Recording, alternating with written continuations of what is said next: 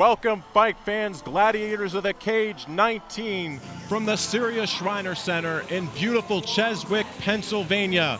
I'm Charlie Smith. Along with me is my broadcast partner, Rich Schleihoff. Tonight we're going to bring to you a great card, but before we do that, let's take a look at our last edition of Gladiators of the Cage, Gladiators of the Cage 18.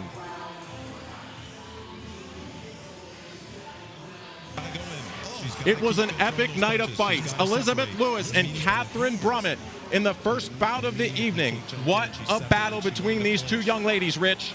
Elizabeth Lewis came out, she came out firing, she was throwing hands, she was just vicious. She lands a vicious TKO, and she's out fighting out of Uniontown Fight Club. She very much dictated the pace of the fight with a hard-earned victory. The second match of the evening that we saw was another phenomenal bout.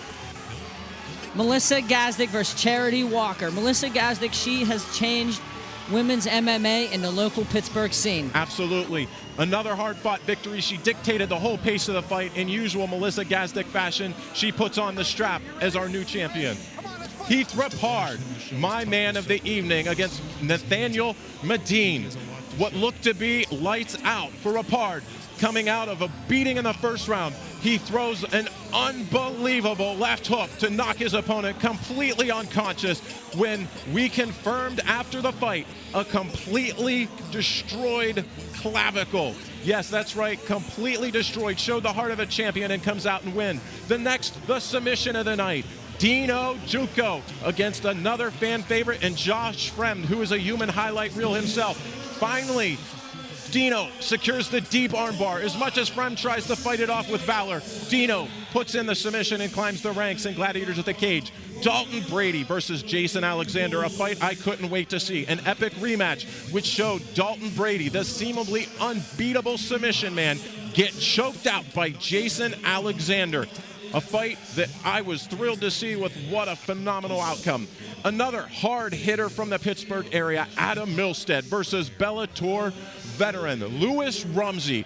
It didn't take much for Milstead. He was a freight train and he destroyed Rumsey with his power and walked right through his punches.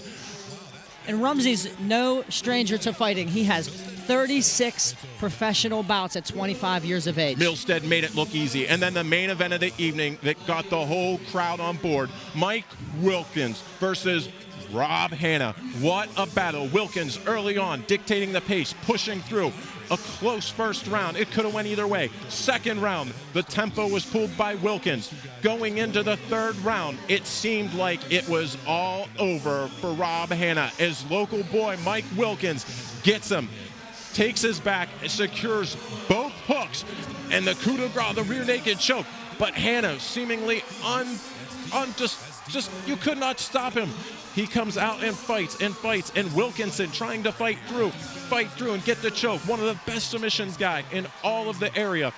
Hanna somehow escapes and takes over from there. Oh, I agree. Rob Hanna is an absolute warrior. Every single one of his fights you watch, he is exciting. He is a brawler. He does not give up. That was the main event title fight.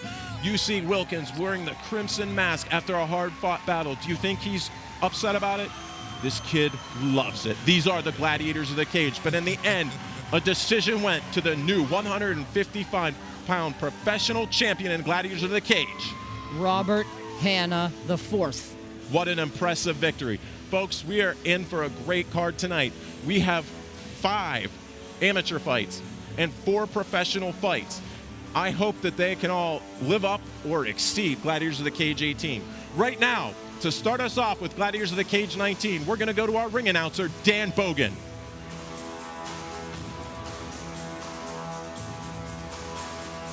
Just as in ancient Rome, when the warriors gathered at the Colosseum to do battle, they're gathering right here this evening in Cheswick, Pennsylvania, as Epic Leap Entertainment proudly presents Gladiators of the Cage 19. At this time, we would like everyone to rise for the presentation of our nation's colors. They're being presented this evening by the Allegheny Valley Detachment of the Marine Corps League 827. Representing them this evening, Mr. Bill Barnett and Frank Bavets. Mr. Bavets is an 89-year-old World War II veteran. Let's hear it for them.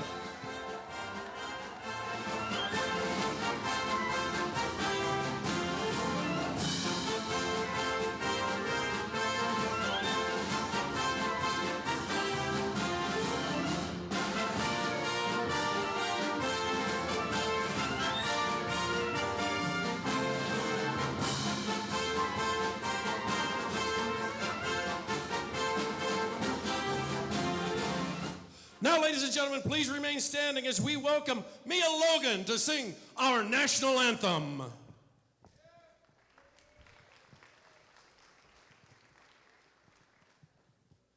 Oh, say, can you see by the dawn's early light what so proudly we held at the twilight's last gleaming, whose broad stripes and bright stars through the perilous fight o'er the ramparts we watched were so gallantly streaming, and the rocket's red glare, the bombs bursting in air, gave proof through the night that our flag was still there.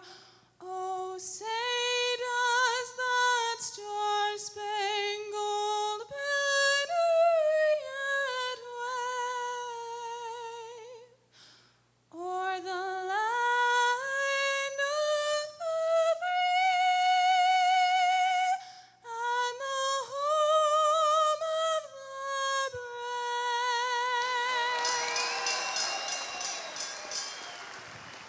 brave? Mia Logan!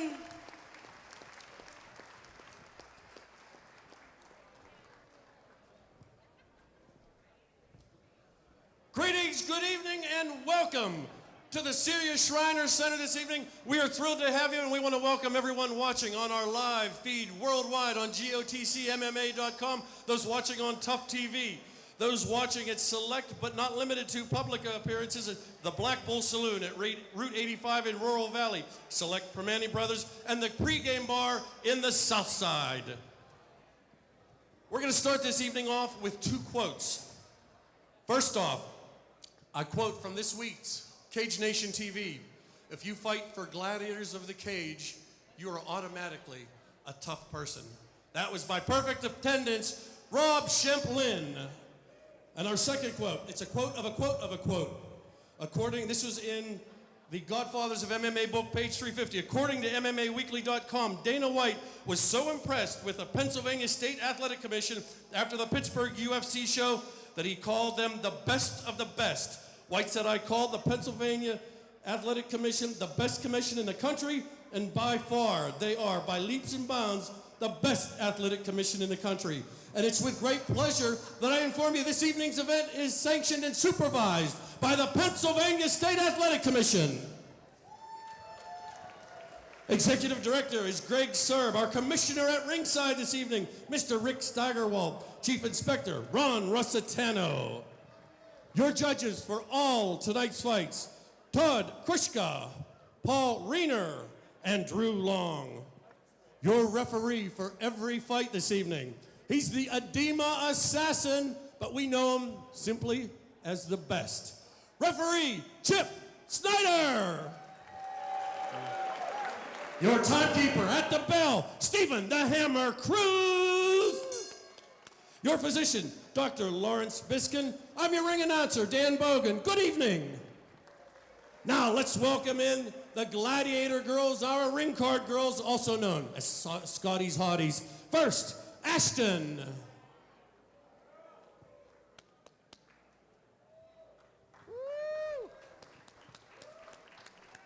Next we have Crystal.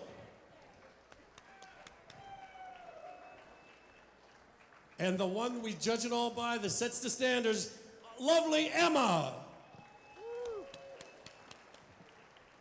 Smile for them idiots. Nice. We have 18 fighters in the dressing room. They've sacrificed time from their family, their friends, even some of them their children, all to prepare. They've bled and they sweat for tonight.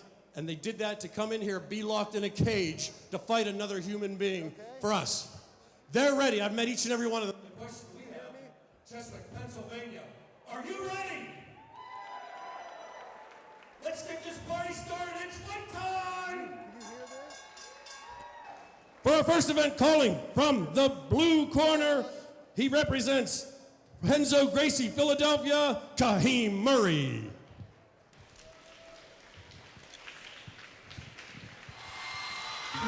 Kahim Murray is making his way to cage side. First off, we would like to thank our 89-year-old World War II veteran coming out there, and a wonderful rendition by Mia Logan of our national anthem. Thank you once again.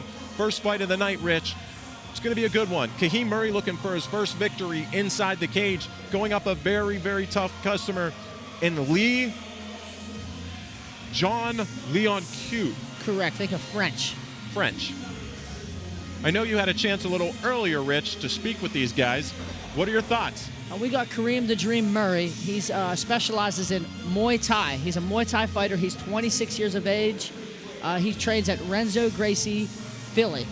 And he's going against John Leon Q. He's from Uniontown Fight Club. He's age 32.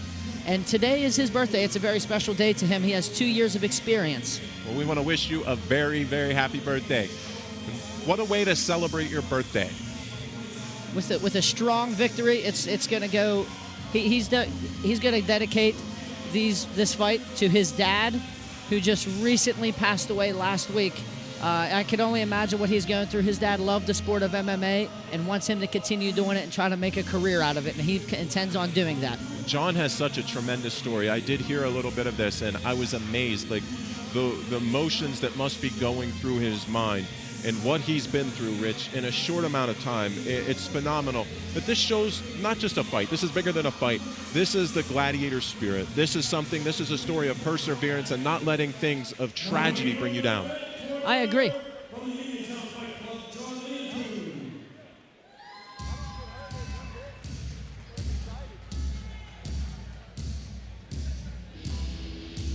What's going on, buddy? Let me see your leg for a second. Put your foot up here. John LeCue making his way to the cage. We're anxious to see this fight. Should be a great fight to start off Gladiators of the Cage 19. We got a lot of young blood that's been wanting to fight out here at Gladiators of the Cage and making their way from all different areas. Philadelphia, New York, Indianapolis, Ohio, Canada. We've seen pretty much everywhere.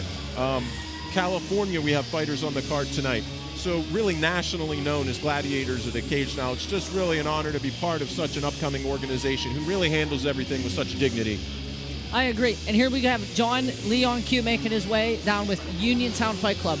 I have trained with Uniontown Fight Club. I've been around the game a long time, and they always produce warriors. They have great training partners. They have a special training partner, and that's Nick Nyquil Brown, and he's one of the greatest fighters around. Yeah, you know he's definitely on the UFC radar. Another tough kid. When you train, we always say this, Rich. You and I have trained together. We've trained fighters together. We've cornered guys together. We pretty much did it all. Maybe when I was a little younger, and you might be getting back into it, but that's a whole different story. Steel sharpens steel. And there is a tough bunch of customers. Not only are they good with their skills, they're battle proven. They know how to fight. They've been there, and they fight everywhere. Uniontown Fight Club usually produces 3 or 4 fighters on every card.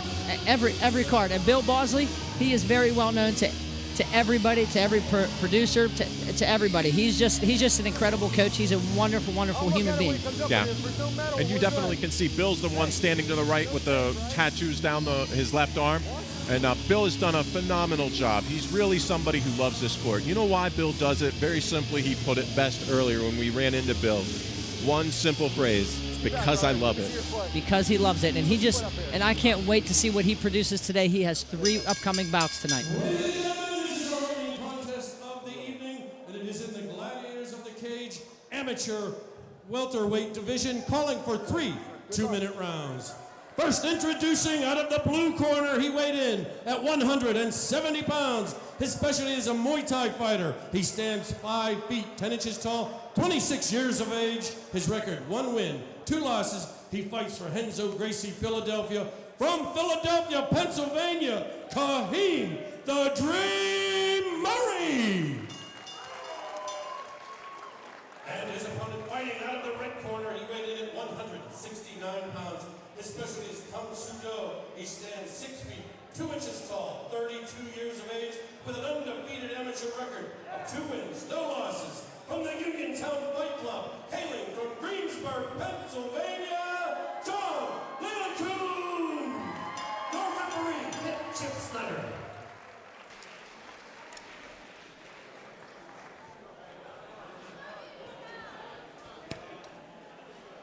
Okay, sir, you ready? Sir, you ready? Come on, let's bang. We're underway for the first fight of the evening. This first fight is brought to you by Flaherty Fardo Attorneys at Law. No one will work harder to help you. Rich, how do you anticipate this fight going? I anticipate John using his reach a lot. He seems to be really comfortable with his stand-up. He told me earlier he has 5 years of karate and fitness and also a black belt in Tang Soo Do, so I expect him to see kicks. I expect it. Good job of catching the leg of Kahim and getting the takedown, but Kahim doing a good job. Now this looks very dangerous. He's got a tight guillotine choke. He's got to anchor this back and make sure. Now if you look, John is doing a great job getting his right hand in to create separation to take the tension off that choke. Good separation by Kahim. I'm sorry. He knew that he didn't have something, and it was time to separate. Yeah, it's just a waste of energy to hold on to something if you know it's not going to happen. Right, and that shows some experience there. Oh, good. Nice leg kick. Kind of caught John off balance.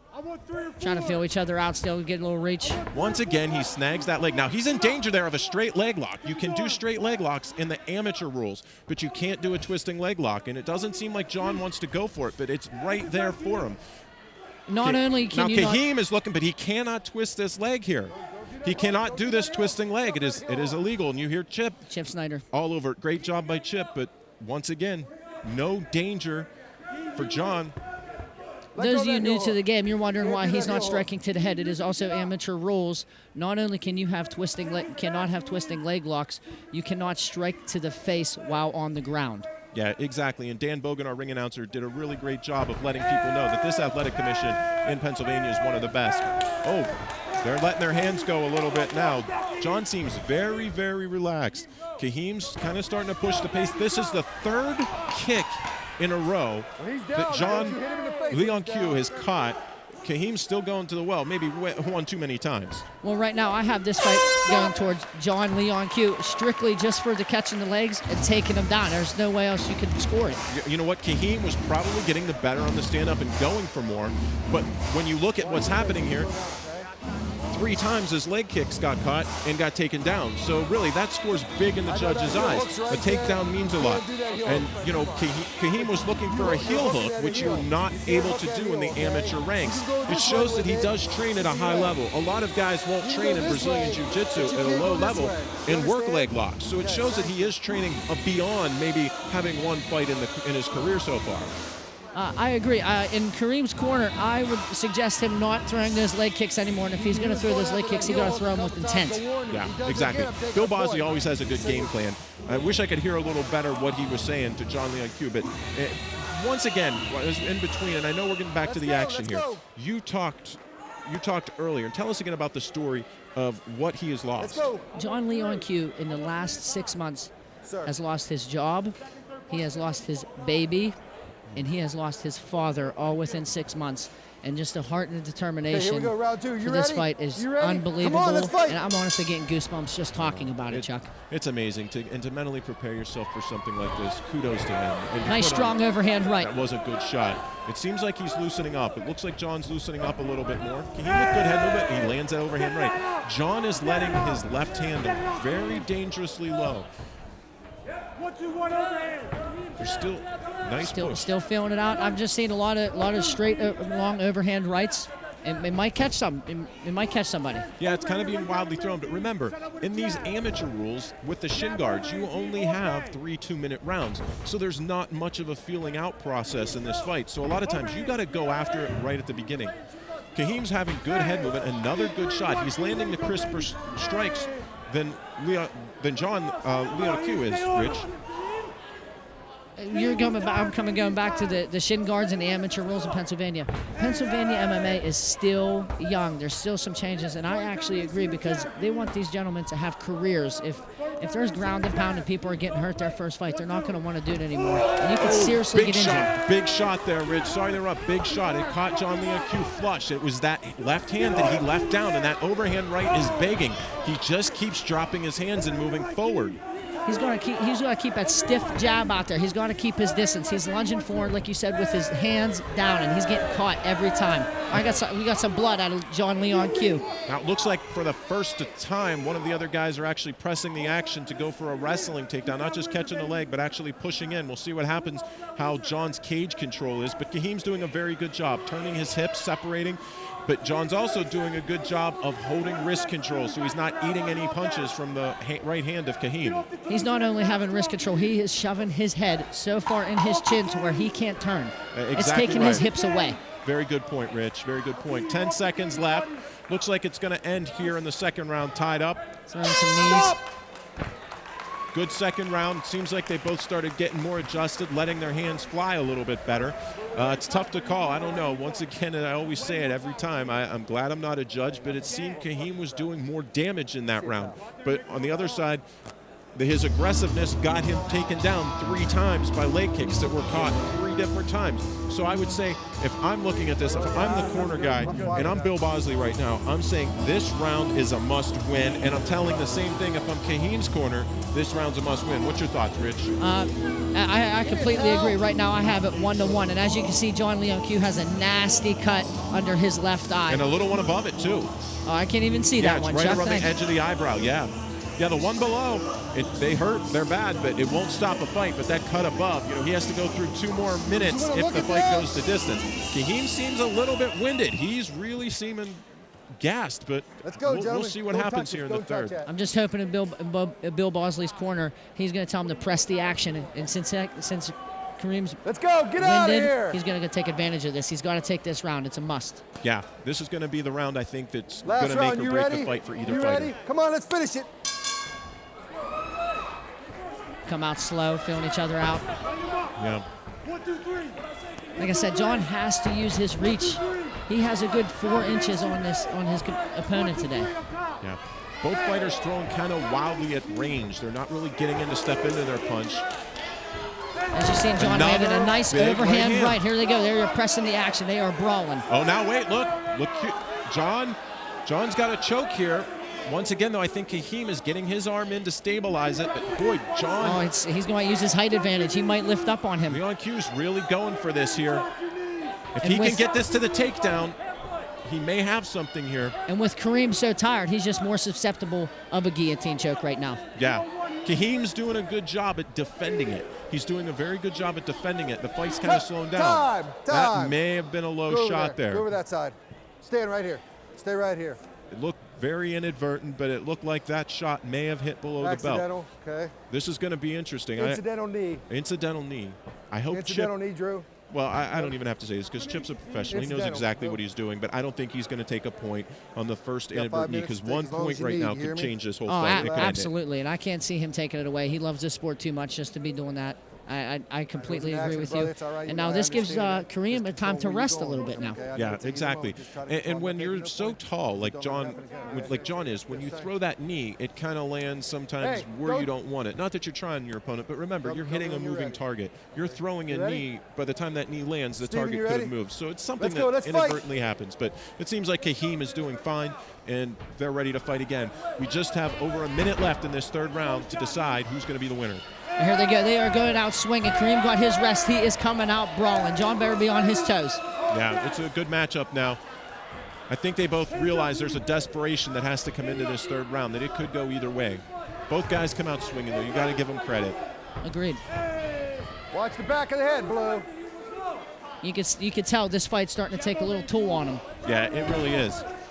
And I understand 3 2-minute rounds is not long, but it is very, very nerve-wracking coming from experience. Right, yeah, no doubt. And after what Leon-Q was through, you know how bad he wants this fight. And you know Kahim, he never won here in Gladiators of the Cage.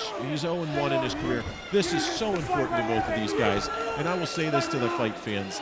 Give these guys credit, man. They're doing everything they can to come through victorious tonight. And both guys, to me, just are winners for being out here, putting on a show. I agree, and this is a really, really big crowd today, and I'm hoping they show these fighters all the support they deserve. Yeah, I think, you know, we've kind of become a staple. Those sound bells here, and we're going to go. And there's going to be a few minutes back here to the judges. I don't know, we may have a couple replays lined up. That was a great fight. It was, you know, and going back to what we was talking about, Gladiators of the Cage has really kind of made a home out here, putting on some really great performances. It's a packed out house tonight, and we got a lot of crowd support, all age groups. The interesting thing tonight, we have people that, you know, teenagers, yes, you can take your fans, you know, to the event, and to people who are 90 years old. And it's really cool to see the different people that are really now looking at the sport, Rich, and kind of giving it recognition that it deserves. And Pennsylvania is so good at putting together the AMIs and the pros and making it so safe that rarely do we see an injury of severity, you know. But these guys are just so tough. A nice fight to start off the night. Two guys really wanting it, going at it, looking to improve their records. And I think what we're going to see a lot about tonight, these amateurs, they realize how important it is to not even just necessarily win.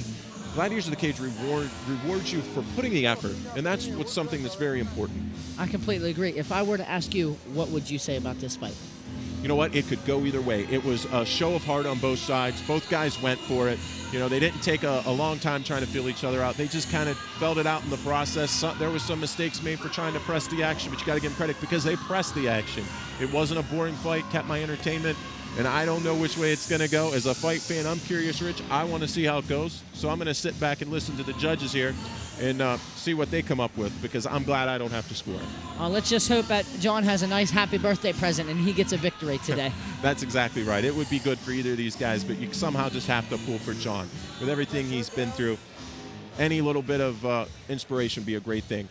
Back to our ring announcer, Dan Bogan, for the decision.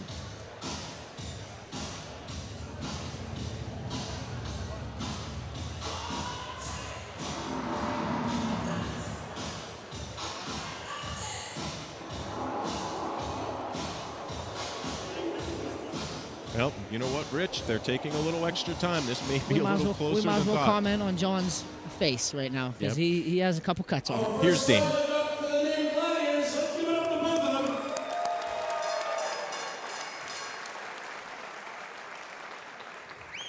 Ladies and gentlemen, we have a split decision. Our first judge scores it 30-27 for Lincoln.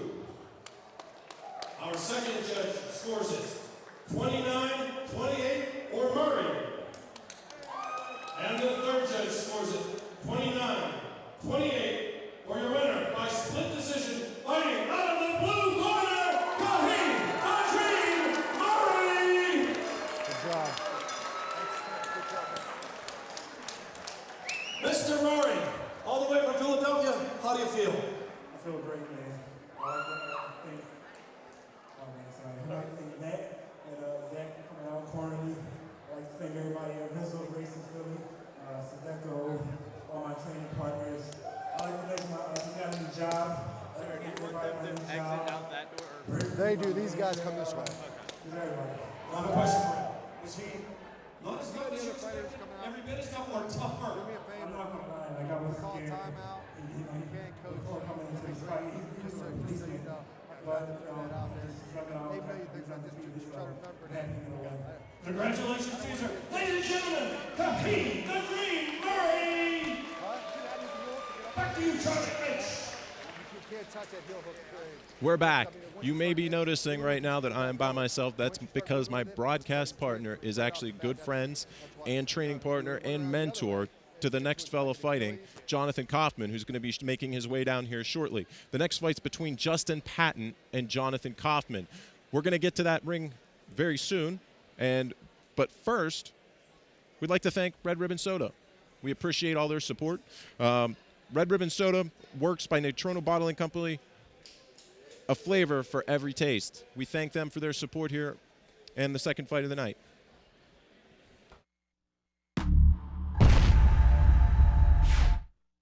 Sometimes people will really surprise you by working harder than you ever expected to really help you when you need it the most. Flaherty Fardo, no one will work harder to help you. Kicksandall.com. Shoes, apparel, and more. Free shipping and handling. Monthly giveaways. Dre Beat headphones, tablets, iPads. Kicksandall.com. Your limited edition shoe resource.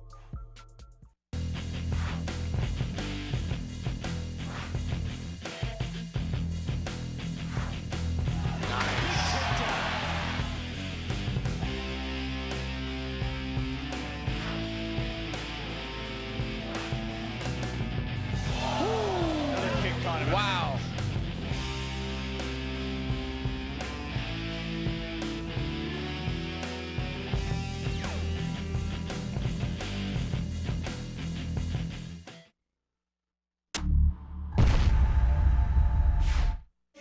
We are back at Gladiators of the Cage 19 here at the the beautiful Syria Hall Center in Cheswick, Pennsylvania. My broadcast partner, once again, has gone down to ringside. He's actually going to be pulling double duty, and he's going to be cornering our next fight. Fighting out of the blue corner is going to be Justin Patton, and out of the red corner, his team member, Jonathan Kaufman. Right now, we're going to go to that tail of the tape. First off, Jonathan Kaufman, fighting out of the red corner. He's 24 years old, 5'5", 135 pounds. He has a 3-4 record in mixed martial arts. His opponent, Justin Patton, age 21. He's 5'10". He's 145 pounds. His career record is 1-2. He does have a reach advantage on Jonathan Kaufman of about 5 inches. This is going to be a good matchup here. Jonathan looking to even his record to 4-4, and Justin is looking to get his record out to 2-2. Right now, we're going to go to Dan Bogan to introduce the fighters on our second fight of the night.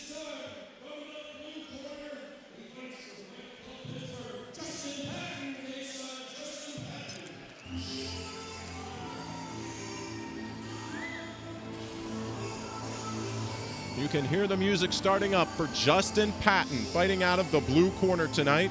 I do believe the tail of the tape said 145. These men are both going to be fighting at 135. That is the revised weight, 135 on these guys, which makes a little more sense.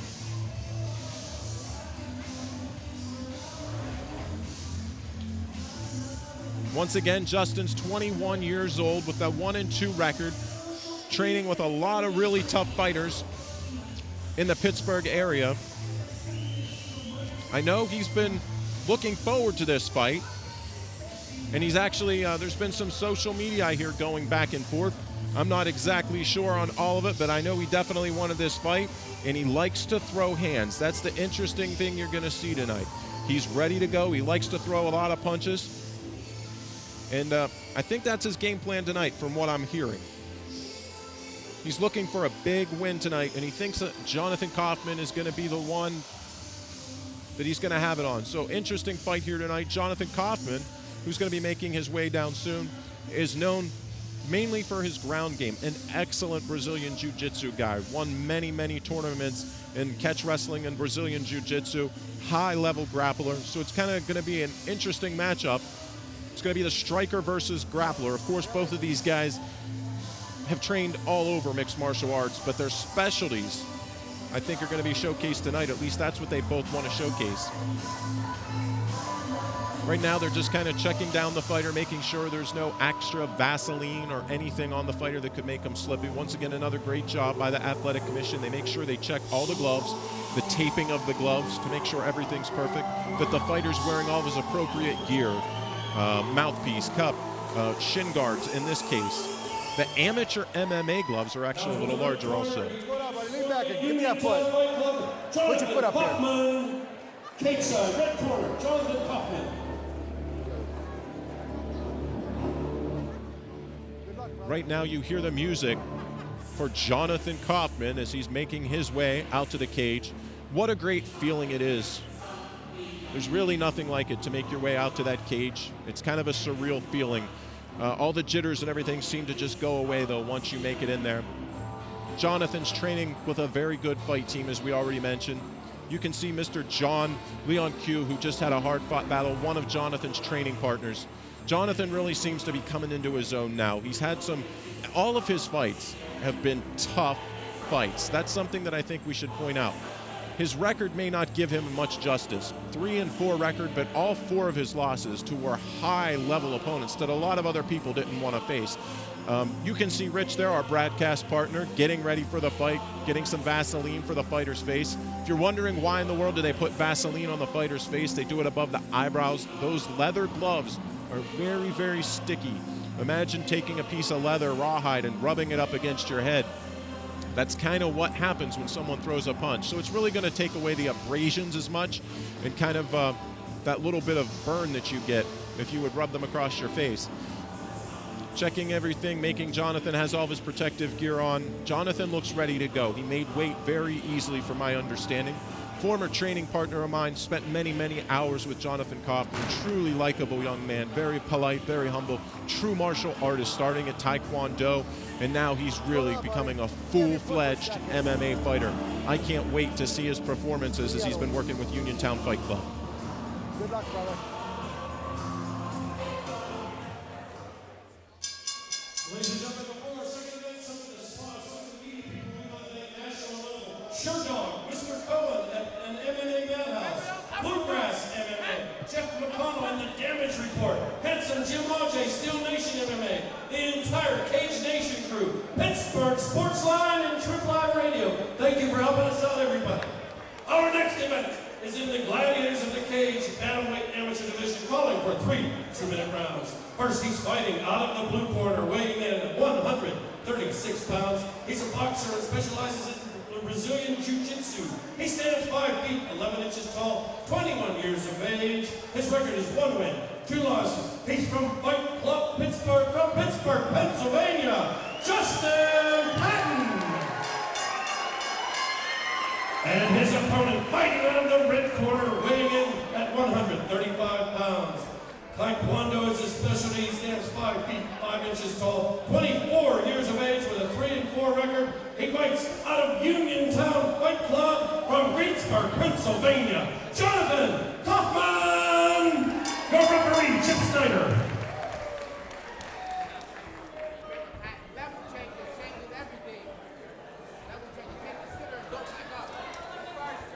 Okay, sir, you ready? Sir, you ready? Let's bang, come on. We're ready to go in the second fight of the evening. From the word I've been getting, it seems like it's definite certain that Patton wanted to keep it up on the feet. Jonathan with a good job tying up, clinching very well. Jonathan has had excellent cage control. Both men made the 135-pound. Patton actually made the 136 weight with 1 pound over. Jonathan do a very good job of tying up, cage control. Patton doing a good job of working the body, utilizing it well, and a good job of turning the hips. You can see him trying to get his right hand in between Jonathan to get underhooks and create space. Jonathan's really putting the pressure on him. You can tell that Jonathan wants to get this fight to the ground. Grabs a single, and this could be trouble for Patton. Nice takedown. Jonathan's been here a million times. He's got to keep Patton off his back. Good job of Jonathan to get his head out, drive forward. Now he needs to get the hips and pull them towards himself. Excellent job of keeping the fight on the ground. Patton doing a good job turning on his hips and getting his knees and trying to get this fight up. You can tell he's trained a lot in a cage to get up. Very good job by both fighters right now. It shows a high level of training. Jonathan's taking the back. This is dangerous ground for Patton. Jonathan is excellent at what he does from back here. It's a much more difficult to get the rear naked choke with those gloves on, but Jonathan no doubt wanted to take this to the ground, it seemed. He's got a body triangle on right now that's very, very difficult. Jonathan has a wicked armbar from here, and I know he's going for it. He'll break that up, and oh, look at this. Patton's doing a good job of keeping his head to his fence. If he lifts his head, Jonathan is going to get that leg around, I promise you, and go for that armbar. He needs to keep his head up against the fence. Good job. Now Jonathan's going to be working from his back. Once again, this is an amateur bout, so there is no chance or no opportunity here for punches to the face from Patton. Jonathan, if this fight was full rules, Jonathan would have had a leg lock already, a twisting leg lock, but once again, it's so hard to get. Good job by both guys. Very, very well executed. Tough round to judge. Both guys really going after their game. Seemed Patton had a little more on the stand-up, but Jonathan, when it come to the grappling, seemed that he was the more dominant grappler. Round 2 coming up. We have some beautiful ring card girls. You can see our broadcast team member, Rich Schleihoff, icing down the back of Kaufman, Bill Bosley talking. You also see Justin Patton, his corner from Fight Club Pittsburgh, talking with him. I imagine they're saying, use your reach, use your range, keep the fight where you want it. Jonathan seems very confident. He seemed to gain a new level of confidence with his new training partners. He's training with some high-level fighters. And I can't say that Justin Patton isn't also, because he obviously is out of a great school like Fight Club Pittsburgh. We're ready for round number 2. Todd.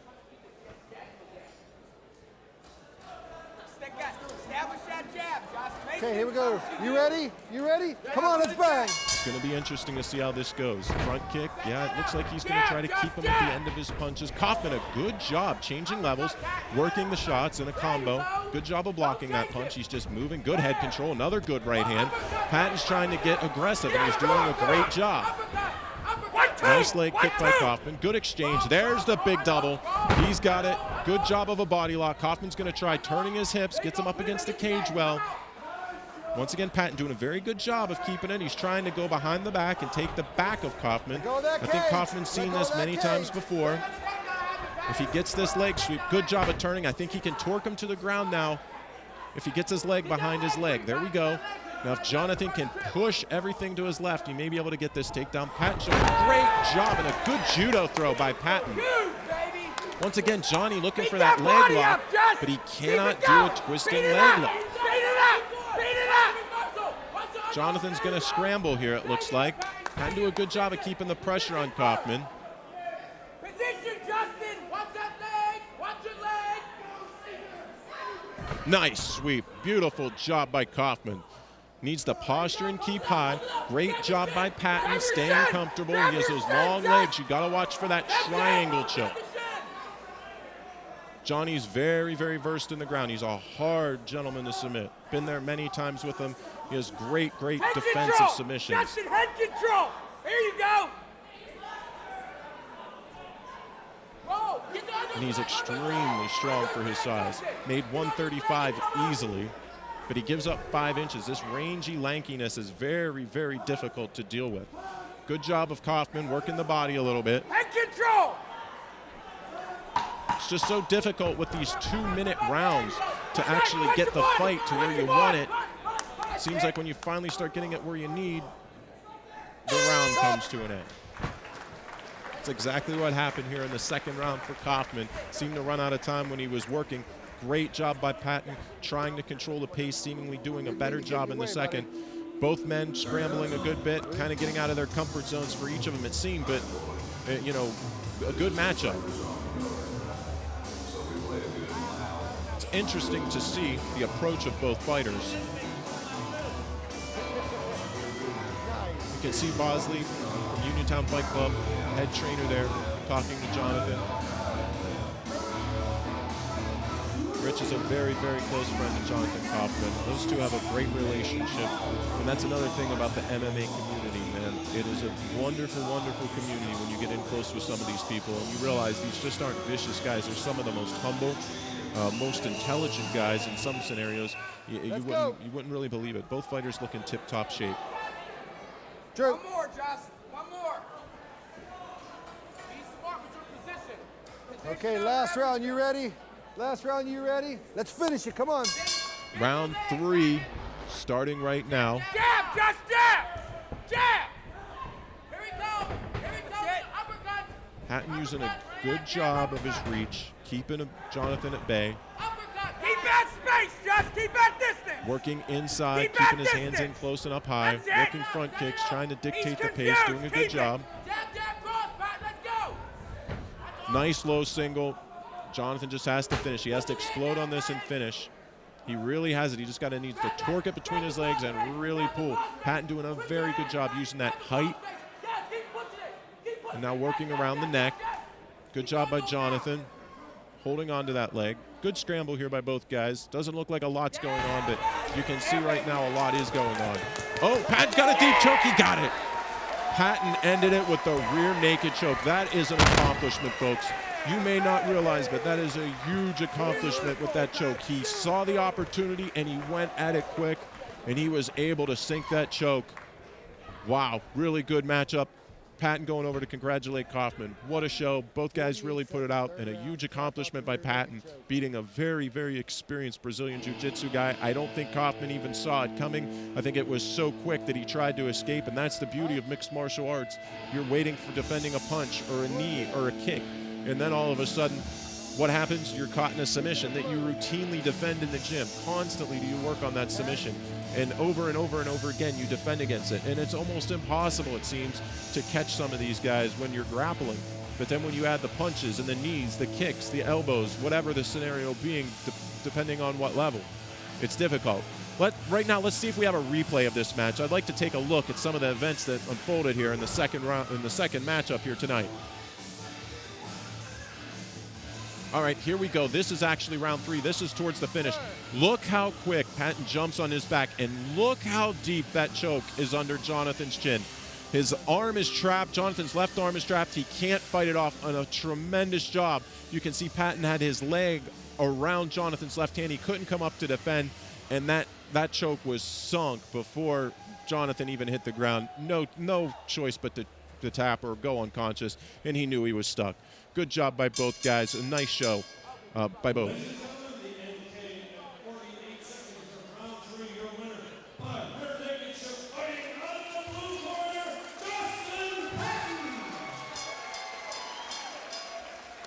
Nice victory. Justin, congratulations. There's got to be some people you want to thank. I just want to thank everybody at Fight Club Pittsburgh.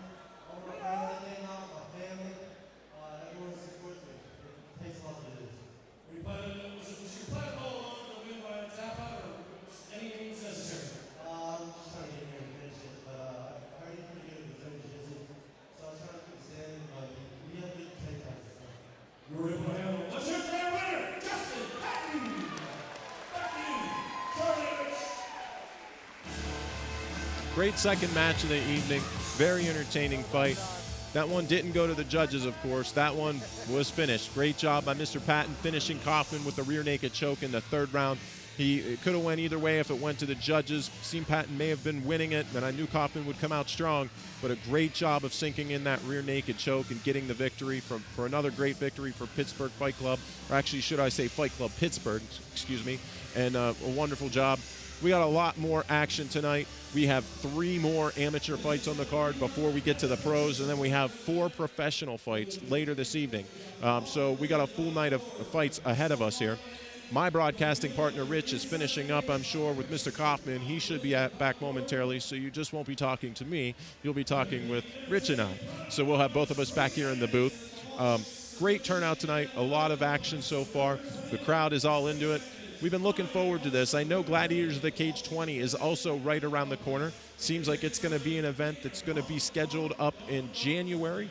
So keep your eyes out on that. And the rumors are that they will be at Stage AE for the next Gladiators of the Challenge Show. Keep an eye out. Facebook us, like us, and keep checking on Gladiators of the Cage for more updates and full results. And you can find past episodes and matches. Right now, let's take a quick commercial break before we get back to the action.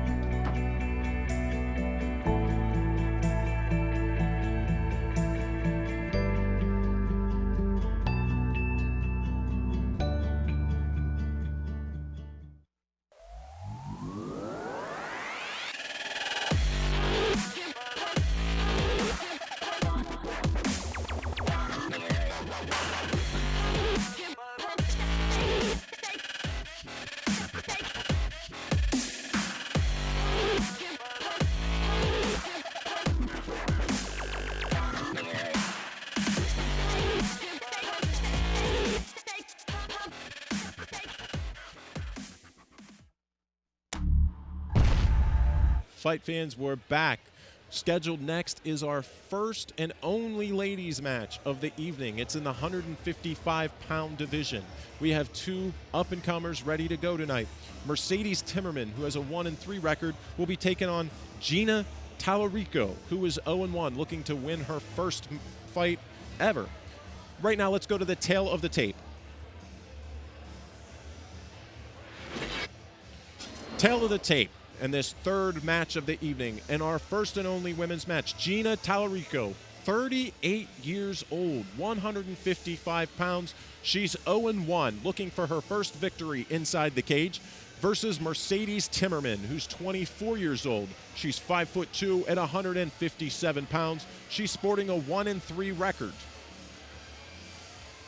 Right now, let us go to cage side, back to Dan Bogan for the ring introductions.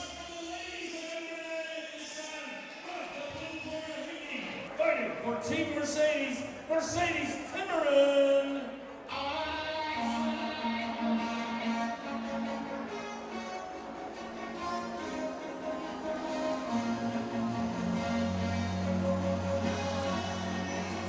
You hear the music for the blue corner fighter, Mercedes Timmerman, with a 1-3 record. She looks very, very focused. I know she's been improving leaps and bounds, looking to get that record to 2-3 tonight. She's facing a very, very tough opponent in Gina Tallarico, who's 0-1, but she comes to fight. So all these people, all these girls, all these guys that are stepping into this arena, in this cage, they have hearts of lions to just get in there in front of a crowd of your friends and your family. Kudos to all these folks. Nothing but respect, and they deserve that from everybody. Mercedes, once again, 155. Once again, when you're this early in your career, a 1-3 record necessarily doesn't speak as much volume. Remember, this is amateur. You're still kind of honing your way in the sport. You're learning. You know, rarely do you ever hear about tournaments from other professional fighters, or rarely do anyone go back into minor league stats and check out Major League Baseball minor league stats and so forth. This fight here is still in their amateur. They're learning, and that's the beauty of this sport. There's so much to learn, and Gladiators of the Cage is giving them a platform to do it. That is how big shows like the Ultimate Fighting Championships, they're international. Shows like this keep them going. And ladies pioneering the sport in Pennsylvania like Mercedes and Gina. Right here. Give me your foot. Give me the other one. Now we need from the red corner representing the Net Factory Lord, Gina Tallarico.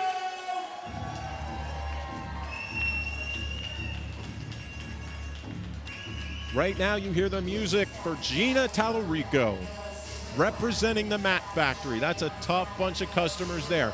You know those guys know how to bring it, and so do those girls. Right now we got Rich joining us back in the broadcast booth. He's here. Rich, thanks for joining us back. Tough fight, but hey, you know what? Both of those guys went for it. You know Jonathan and I, personal friends like yourself, but he really went at it and was able to showcase some new skills.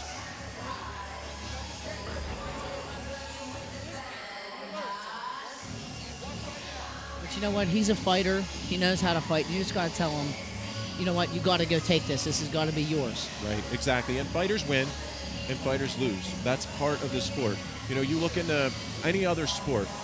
Who has ever won every golf match? Even Tiger Woods in his greatest days never won every golf match. Every Wimbledon match or every tennis tournament, Roger Federer was not winning them all when he was on his great streak. And it just shows that mixed martial arts is such a finicky sport and so many different ways to lose. It's not necessarily the W or the L. That's not the end of the result. The courage that it takes. This lady, 38 years old, making her way into the cage, has a 19-year-old son. What a cool story to say, hey, you know what, no one's going to tell me I can't do this. It's a male-predominant sport, which Gladiators of the Cage has never been. And this area, which I'm so proud of in the Pittsburgh area, they represent the sport well, both male and female. And that's what it's all about, being able to compete and test yourself.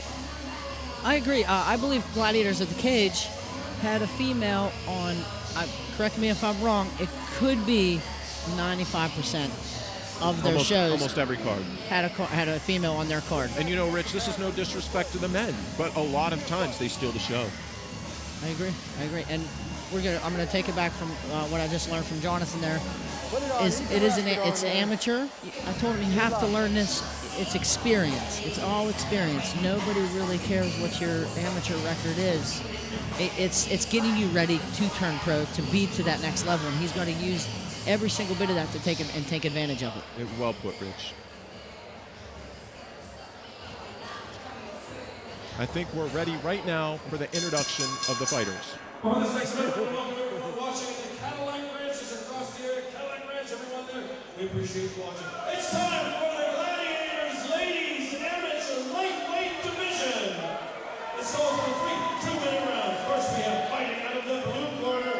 She weighed in at 161 pounds. She's a stand-up fighter, 5 feet 11 inches tall, 24 years of age, with a 1-6 record. She fights for Team Mercedes from all the way from North Platte, Nebraska. Mercedes Cameron! And her opponent fighting out of the red corner. She weighed in at 159 pounds. Jiu-jitsu is her specialty. She stands 5 feet tall, even. 38 years of age with an 0-1 record. She represents the Mat Factory in Lower Borough, Pennsylvania.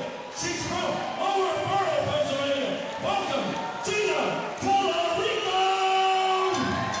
Number 3, Chip Strider.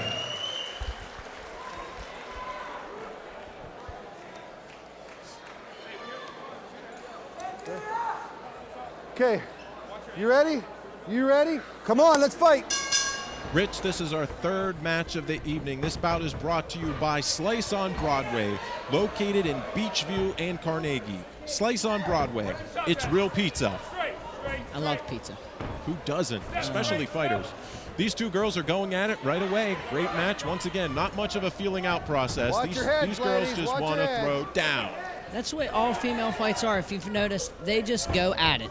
Cat fight. I'll tell you what, some of the most tenacious women I've ever trained inside of the cage or on the grappling mat, most tenacious people in general have been women. Their will to win, and sometimes they put the guys to shame. Watch the I kicks. agree, and it kind of comes with genetics because they have to have the children. Yeah. I can only imagine that pain. God bless them. Give them props on that, because that is something that God bless them. Now Gina's looking for her first win inside the cage. Yeah, she's throwing the punches. She's got a wild right haymaker coming out. And a backhand. And a threw backhand. in there. Yeah, but they seem to be keeping themselves composed, knowing that this is going to be, if it goes to the judges, a 6-minute fight. They're not wasting their energy, but both are landing some hard strikes. They are just going at it. They are just throwing hands. Wow, great job. Mercedes is really pushing forward. My gracious.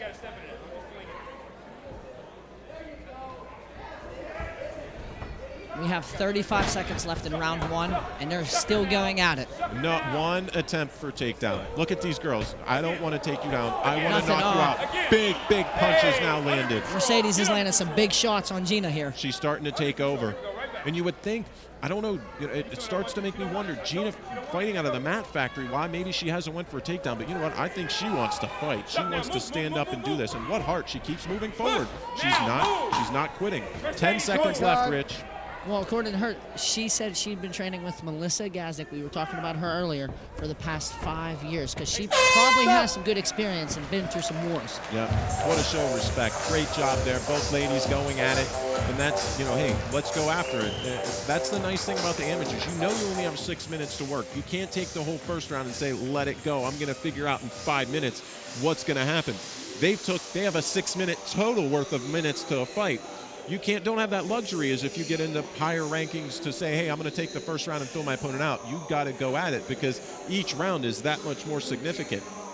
Well, there's some people that are good at these short rounds, and there's some people that aren't very good at it. They prefer the longer rounds to get more relaxed and just to feel that person out. Everybody has a different strategy. Everybody's a different human being, and not everybody's the same.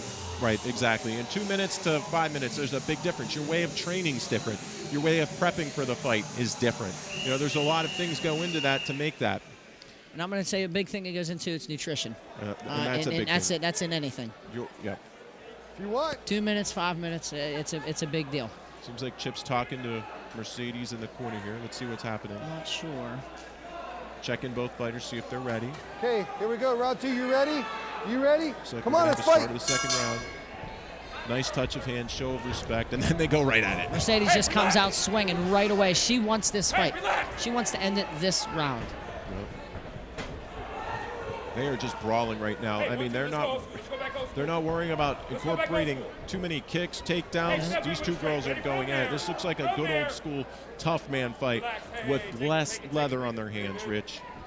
Wild lefts, wild rights. I'm even seeing some backhands coming along in there. Yeah, but you know what? If you look, it's kind of funny. They're doing a good job of keeping their hands up, keeping them high, keeping them tight, you know, and they're still very, very young in their career. But wow, look at her pouring it on now, Mercedes.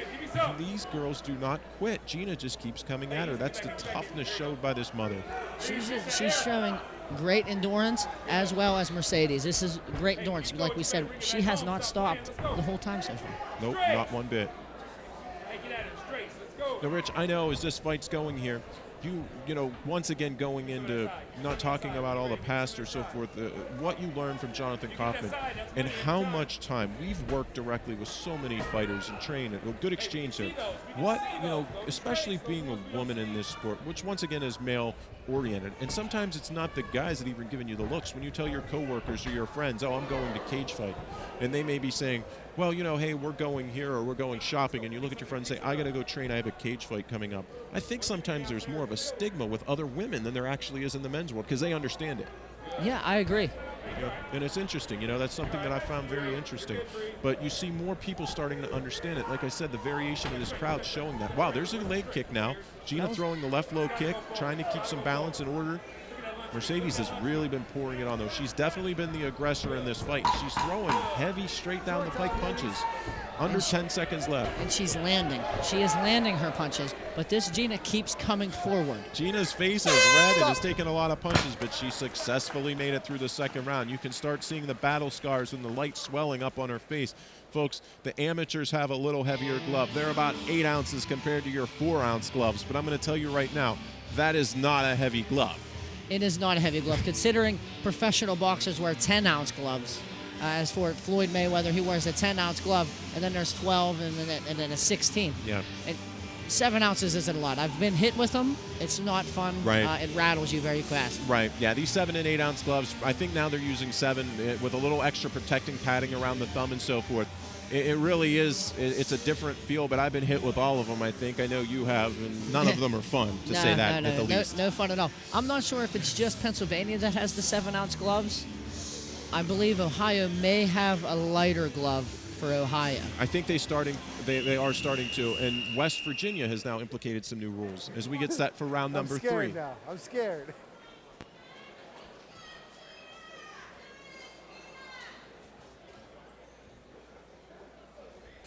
Okay, last round, you ready? Last round, you ready? Let's finish it, come on. Come out, they don't even bother touching gloves. Yeah, I think you can see the intensity on this one. They're realizing, hey, we got to win this. And you know what's nice in the third round? You can empty the gas tank now. Go for broke. Go for it all. You got to take the victory. Nothing's going to be given to you. You have to go in and take it. Rich, you said it best. What happens is if you don't go out 110% in these 2-minute rounds, what ends up happening is you get behind 2 rounds. You have no choice but in that third round to take risks that you normally wouldn't take. And I think that's a lot of what happened with Kaufman. That's taking nothing away from Patton, but you know how hard Jonathan is to submit by some high-level jiu-jitsu guys. But Patton did everything right. He did a good job, and he made that opportunity happen. So that's no discredit to Patton. That was a well-fought fight, and you know maybe a little over-aggressiveness trying to take back that third round. But once again, both guys put on a fight. And now you see these ladies, same thing. So much time and effort goes into this, and this is their showcase. There's a takedown. There's a takedown. First attempt at a takedown in the whole fight. Well stuffed, though, by Mercedes Timmerman. Good job there, but it was nice to see Gina change level. I think maybe she realized it's time to take this fight. Get up on the judges' scorecard. That could make or break it. A takedown could make or break it. We know that the judges look highly upon takedowns, and they want those takedowns. Exactly, and there wasn't one in the fight. So that one takedown will definitely stick out in the fight, especially in the third round. Agreed, especially with probably less than a minute left right now. Right, there's another takedown attempt. Mercedes really pushing, but she kind of sails out. Good job of just kind of stepping out of it. Not even a full sprawl needed by Mercedes to get out of that. I'm wondering if Melissa whispered in Gina's ear, you need to go for a takedown, you need to win, because we know Melissa's experience. Yeah, and Melissa's there. She's in the corner. She knows. And, you know, one person that can definitely relate to another female fighter and looked up to Short is time, definitely ladies. her. They are still swinging to the end. Yeah, I heard an inadvertent whistle there. I don't think that was the end of the fight. There's the buzzer, and wow.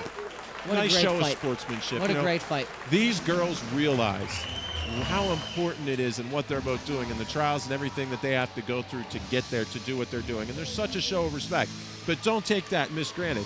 They will go after you. Exactly. And you know what? With the female fighters, since it's not such a big crowd, there's a lot of female fighters who say that they're fighters. And some other females are kind of show a resentment towards them because it's kind of jealous because it's not what they're doing. Right, you know, and it's different. You know, how many women fighters do you know out there? You know, it's still kind of almost a taboo, and you know, but not to us in the fight community because we know how tough women are. You know, I've known some tough ladies in my life, and you know, some of the best students I've ever had were women, dedicated, and these two ladies showed tonight.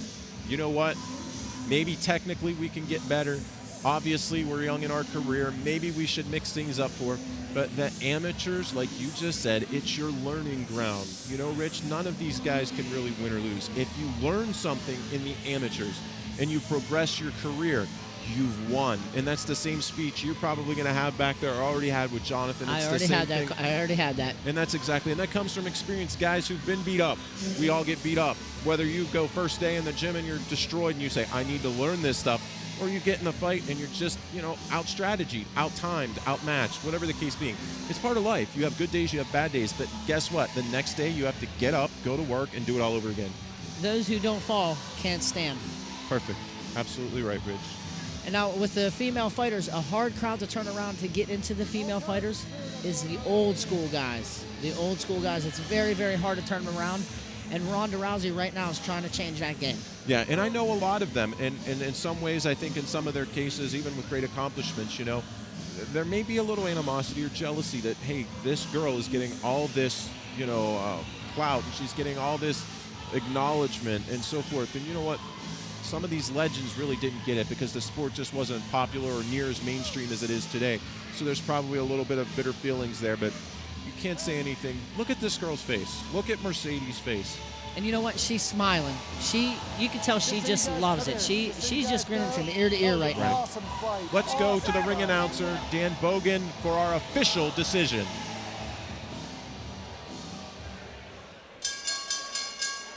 I got to hold up here. If I go like this, it looks like we're dating. All three judges have scored this fight 30-27. For your winner, fighting out of the blue corner, Mercedes Timmerman! Mercedes, quick word. Got a lot of people watching back. What do you want to think of this?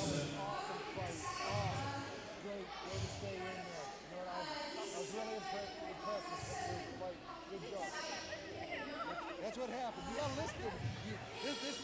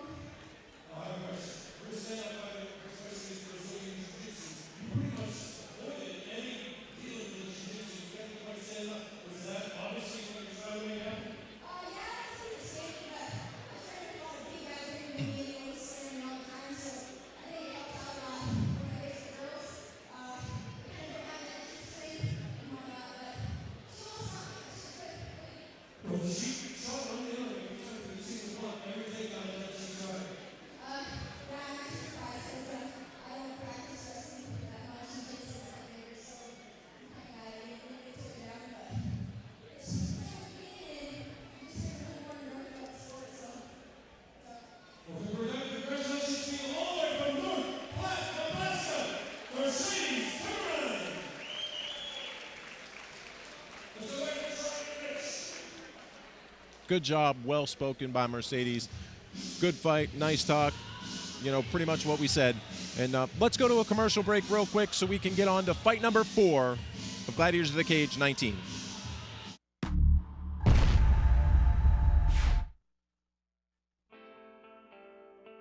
original location is in Beachview, which is a little neighborhood, which is part of Pittsburgh. And our second location we opened up in August of 2014, and it's located in downtown Carnegie. You know, our style is a New York style pizza, so it's a little thinner, chewier crust, which typically in Pittsburgh you find thicker pizza with a lot of cheese. Munch, who was an undercover reviewer for the Post-Gazette, reviewed us. And then at the end of the year, he picked us as one of the top pizza places in the city. And then so far this year in 2015, we won Best Pizza and Best Hoagies for our area through the Tribune Review. Our dough we make daily. We let it rise for at least 24 hours prior to using, which creates texture in the dough, which gives it the nice browning and the chewy crust. Our sauce, we use San Marzano tomatoes, which is one of the best that you can use. They're whole tomatoes that we crush down and use fresh basil in the sauce. And then our cheese we shred here at each location using a mix of provolone and mozzarella, and we use higher quality meats. But then we also sell pizza rolls, which we sell a couple hundred of those a day. Pizza in Pittsburgh is very personal, and people always get into big debates over it. And we feel if you give us a chance and you come out to try us, that we may become your favorite pizza shop.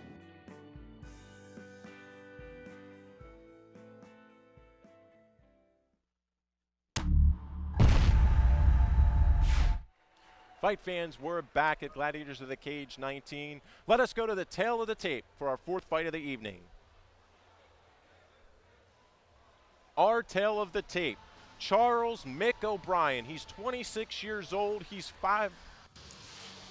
Go to the tail of the tape here. Charles O'Brien's 26 years old. He's 5 foot 6 inches tall. He weighs in at 175 pounds with a record of 1-2. Actually, I believe that weight is wrong. He weighed in at 150 pounds. Making his debut at Gladiators of the Cage and MMA is 22-year-old Dylan Weston. He's 5'8", 150 pounds also, fighting at a catch weight of 150. His record, once again, 0-0 debut. Let's go now for the ring introductions.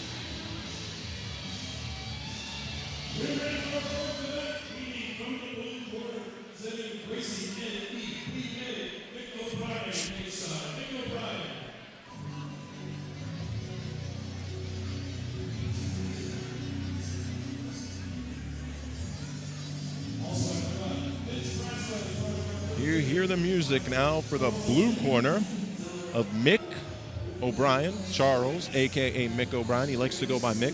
1-2 record, Rich. I've had the privilege to watch these younger guys come up, and each time that I see them, they're making advancements. They're learning, and last fight at Gladiators of the Cage 18, Mick finally got his first victory, a hard-fought split decision. You could see the relief on his face when they announced it. Mick was the winner, and, going up against a debut fighter, it's a tough thing to fight and make your debut against a seasoned guy. Well, you don't exactly know what to expect. There's no film to study. The only thing you have is maybe recent history, maybe he wrestled, maybe he's a karate student. But we have no idea what this guy's capable of. He could be an absolute monster. He could not be. But you got to give him credit for making his debut. It's very, very, very tough to go in there and fight in front of all these people. Yeah, and you know what? Anytime that I was getting one of my fighters ready or preparing him for a fight, I'll be honest, I didn't like the fact of fighting a guy with a bunch of experience for my new fighters. So obviously the corner of Dylan Weston and his trainers have a lot of confidence in him because they're letting him go against a guy who's already fought 3 times, and they say, hey, this kid, he's ready and he can do this, and they have a lot of confidence those jitters aren't going to get to him. It's funny, Mick, I've talked to him. I had a chance to see him before the show, and he's excited about the fight. He's kind of acknowledged some of the things he needed to work on. And that wasn't a sign of weakness, Rich. That's a great sign of strength. When you as a person or as a fighter can self-critique yourself and say, hey, I need to get better at this, not only in the fight game, but in life, you're able to grow and you're able to get better. And that's kind of what Mick said. He looked straight in the eyes and said, look, I've been working a lot on my stand-up. I'm working on my striking. I'm not ignoring my jiu-jitsu. Believe me, I'm working on that, but I've mainly been focusing on the striking.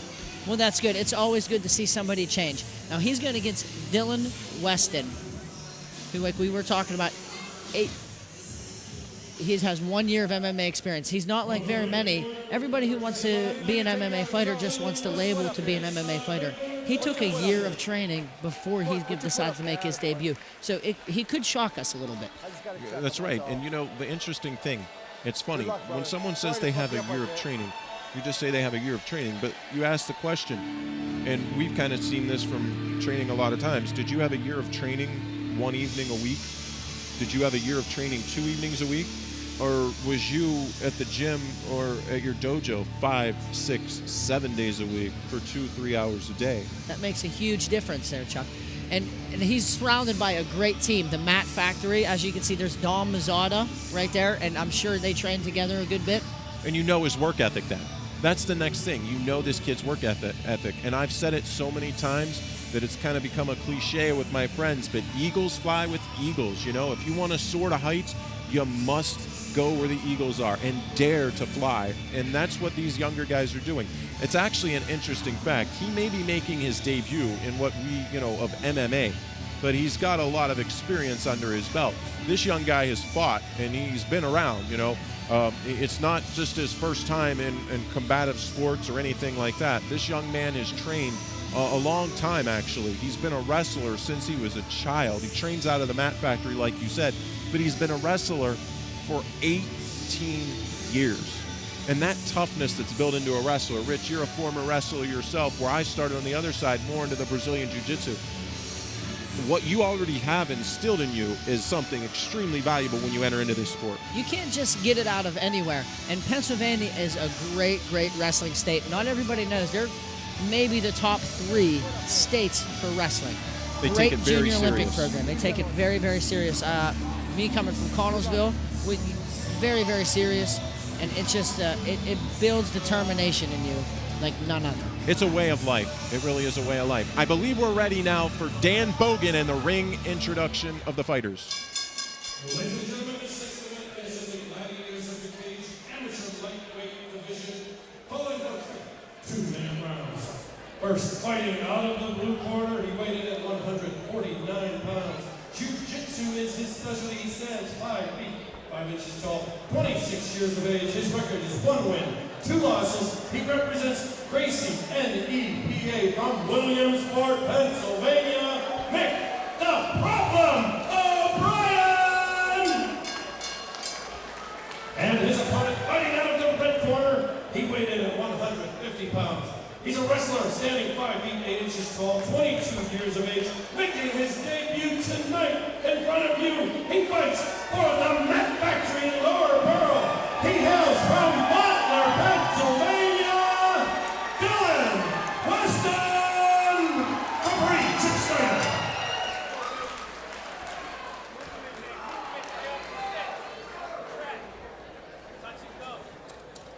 Okay, gentlemen. Sir, you ready? Sir, you ready? Come on, let's bang. We're ready now for the 4th fight of the evening. It's underway, and this fight is brought to you by the Rehab Center. Well, there you can see the takedown. I kind of expected that by Dylan Weston. Very strong takedown. Mick really threw the hands, though, made him work for it, and he just scooped it up and took it. See that Mick might have wanted to pull guard in some kind of way. It seemed like he was kind of willing to go down at that point. Yeah, interesting fact, when I was talking to Dylan, I really like both of these guys. Dylan doing a great job of working the body. He actually was something that really struck me, how he likes to give back. He is so good at his wrestling that he's actually a trainer at the Mat Factory for the younger guys, a youth coach.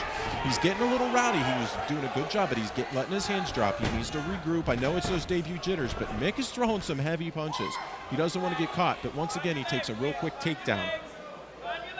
And it could go either way. It could be a takedown. He could have pulled guard, but either way, he's not in a dominant position right now. And Dylan is doing a great job for his debut. He is punching to the body every chance he gets. You know, that's something we trained on really, really hard. Work the body, work the body, work the body. If you can punch the body, punch the body.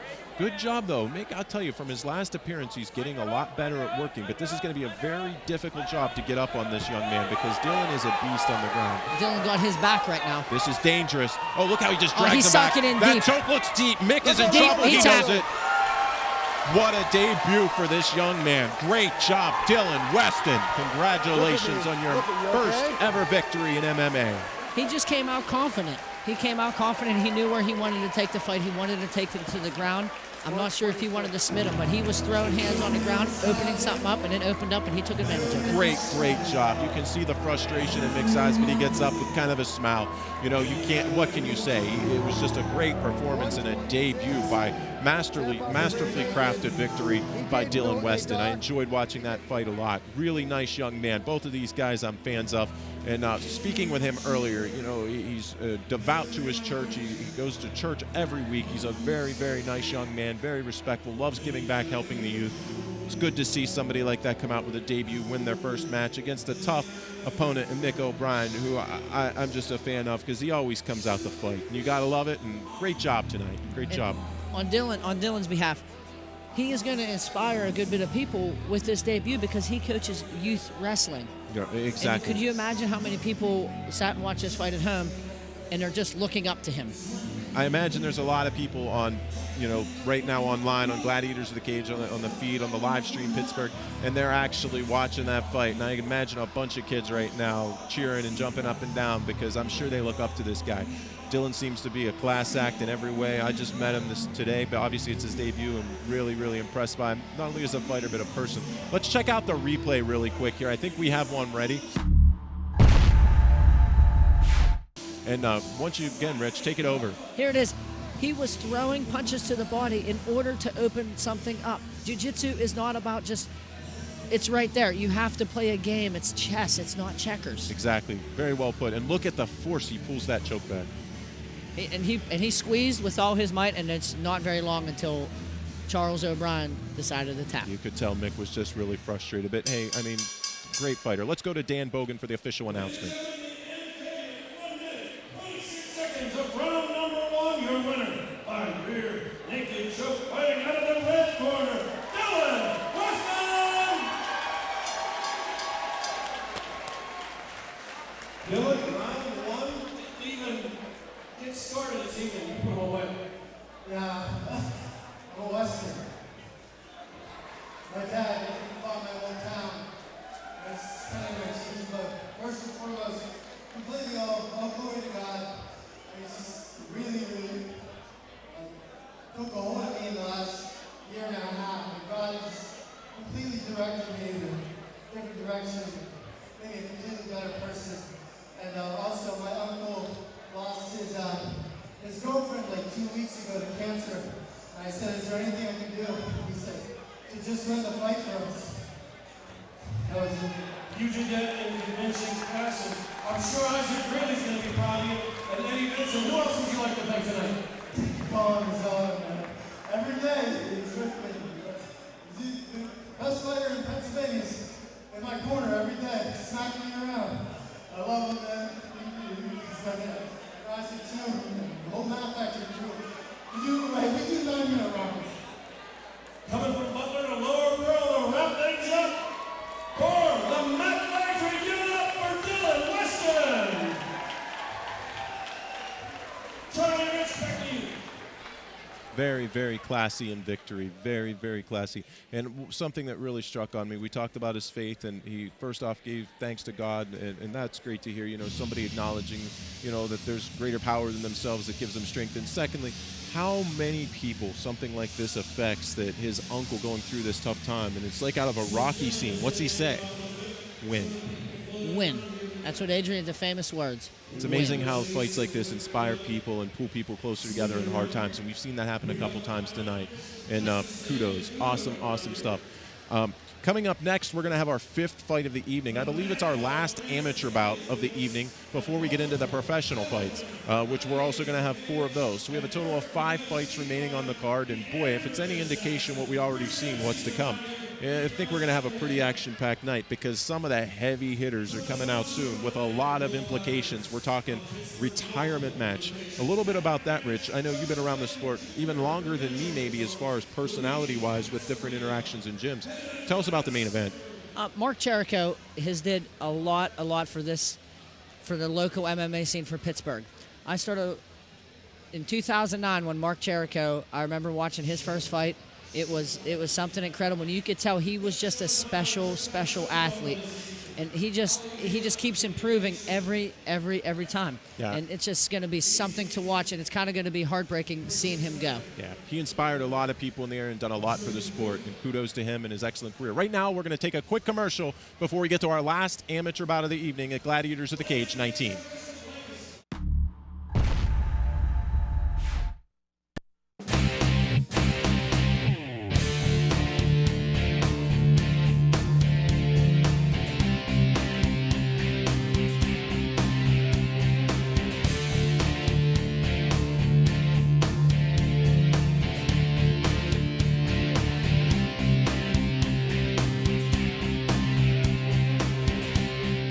Train hard, look good, feel better.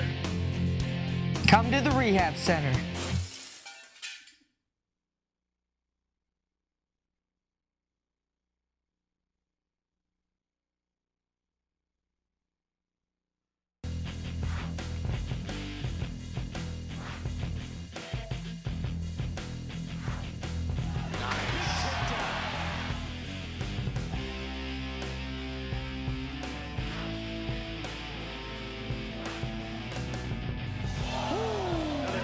Wow.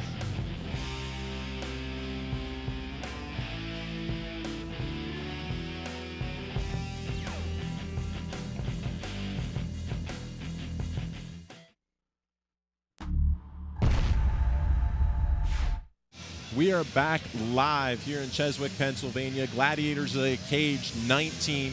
We have one more amateur fight this evening. Let's go to the tail of the tape for that bout right now. Tail of the tape, Andrew Sproul. He's 30 years old. He's 5'9". He weighed in at 155 pounds, I believe. That's the updated weight. He's going to be making his debut. He's going to be facing a tough customer in Travis Layton, who's 22 years old. He's 1-0. He's 5'7" with 155 pounds. And we're ready right now for the introductions of these fighters. Can we get Dan Bogan to introduce our fighters?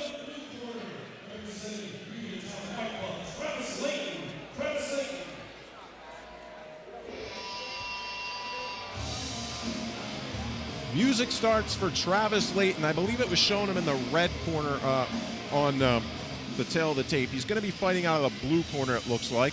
And guess where Travis Layton is fighting from, Rich? Uniontown Fight Club. Bill Bosley, he just comes in and just brings warriors, and he will supply the whole card if he has to. I think this is partially the Bill Bosley show. He has put how many fights just in tonight, and great performances by everyone. Once again, they're always there. They made weight. They're ready to fight. And here he comes in right now, Travis Layton, 1-0, looking for that second victory. Talked to him earlier. What a nice young gentleman. Handles himself well.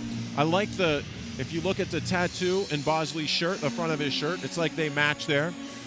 They are caged animals at the Uniontown Fight Club. These guys like to go. And right behind this young man, not to take the spotlight off Travis, but that man with the beard behind him, Rich, you know him very well, don't you?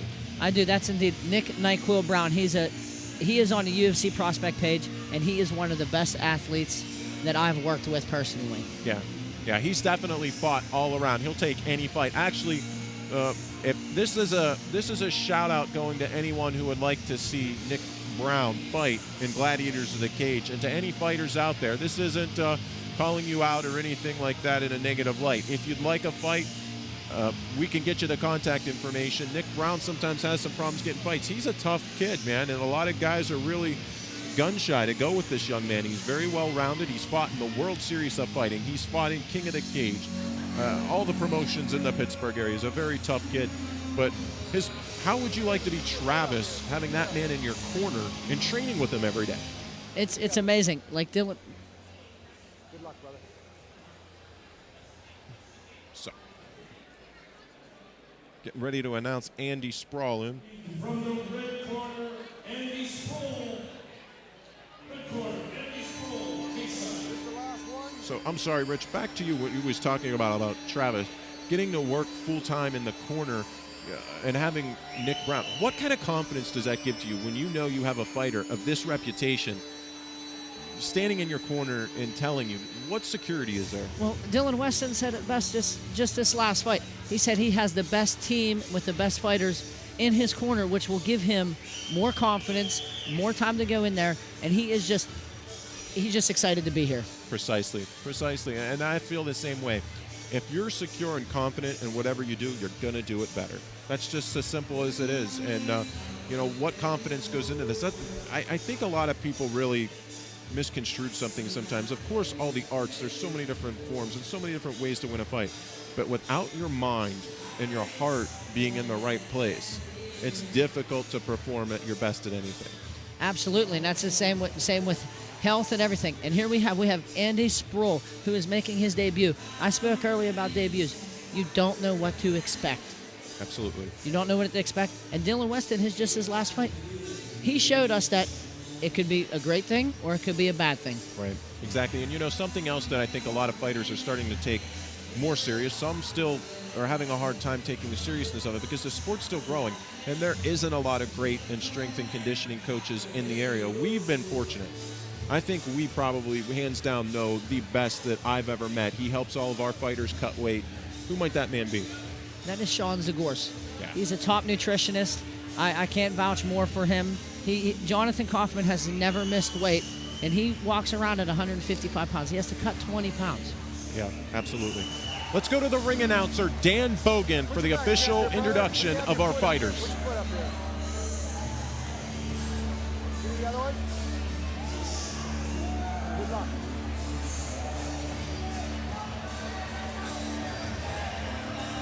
I think, there we go.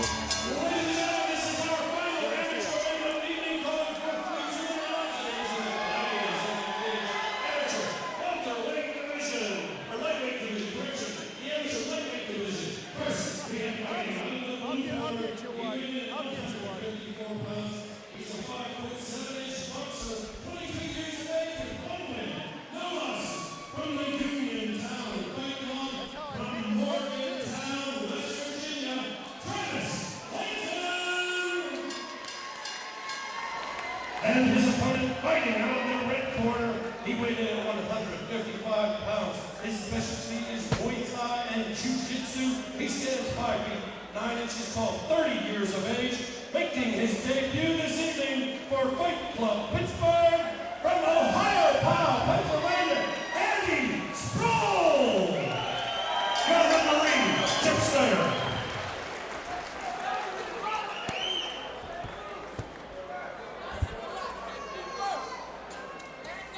Okay, here we go. Sir, you ready? Sir, you ready? Come on, let's fight. We're ready for our fifth match of the evening. This fight is brought to you by KicksandAll.com. Quick punch. Leighton caught him really early with that punch. Really rocked him, and now he's going for the neck. This looks like a tight choke already. He really caught him right off the bat. Just 3 seconds into the match, he hit him with a hard right, deep sprawl. He's got that neck. He's out. I see. He completely amazing. choked him unconscious. Andy Sproul is completely out. Phenomenal job by Chip to stop that match, because from this vantage point, we couldn't even tell. One punch, he drew blood, and then he took a full advantage of it. That was a great choke. Unbelievable by Travis Leighton. Upping that 2-0 record. That may be the quickest knockdown we've ever seen in Gladiators of the Cage. What a phenomenal shot there. Big overhand right, like you said, drew blood, and then all of a sudden, like a shark, you always smell that blood in the water. He jumps on him, but look how patient, look how calm he looks. He's just very stoic looking in his performance, and Bosley couldn't be prouder of his young fighter. What a great job. Nick Brown in his corner. Let's go to replay right now if we have that. It was so fast, we need a replay. Look at the clock, 2:58. Look at that, Rich. 2:59. Watch the punch being thrown here. It's actually a big left right to the ear. 2:58 and followed by the giant right. They were so quick, and he hit with both extremely hard. But look, he lands 3 punches in 4 seconds and knocks the guy down. And at the 2:56 mark, sets the submission up, Rich. It's just amazing. He came out, threw that left, landed that right. He could have kept punching, but he saw the opening for a submission, and he took advantage of it. And he's completely out. Out at Completely 2 out. minutes and 43 seconds of round number 1. Great job by Chip Snyder showing why he is the best in the Pittsburgh area. It looked like by the way he was crouching down and he had Leighton's weight on him, he couldn't move, but he was completely unconscious, Rich. He was knocked out. He was choked out. Absolutely out, and I'm sure Travis is just ecstatic right now. And he should be calm. He just ended that fight. Wow. And very quick, and that could be the fastest finish in Gladiators of the Cage history. It's going to be a close one. Let's go to Dan Bogan for the official announcement of this fight. I hope you didn't blink. Ladies and gentlemen, your winner at 18 seconds into round number 1 by guillotine choke, fighting out of the blue corner, Travis Leighton. Travis, when you turn pro, you don't get paid by the hour then either. So you made that sudden. That wasn't quick. Thank you. Who would you like to thank today? Obviously, I have my coach.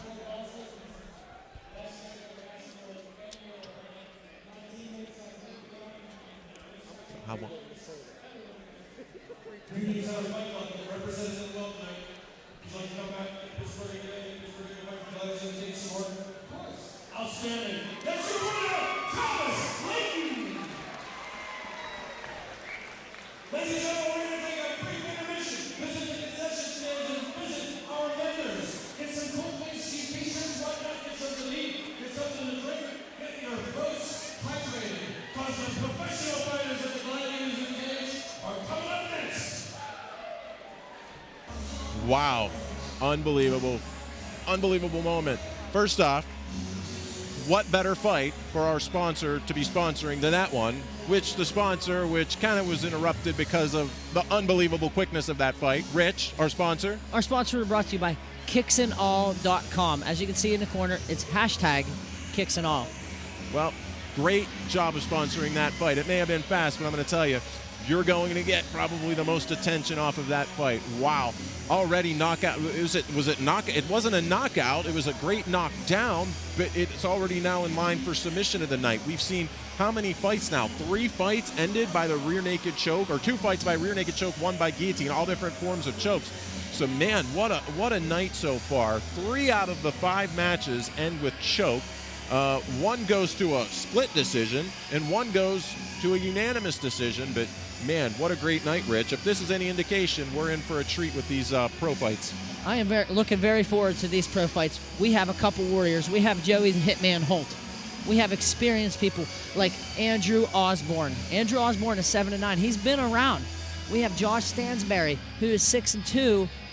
His first 2 fights of his professional career, he lost and then came back. He's on a 6-fight win streak right now. Wow. Yeah, that's excellent. And, you know, once again, the big main event of the evening, Mark Jericho, main event, his retirement bout. I can't wait to see this. I'm super hyped. You know, and we've just begun, Rich. We got 4 great fights lined up, and these aren't 2-minute rounds. These are 5-minute round fights.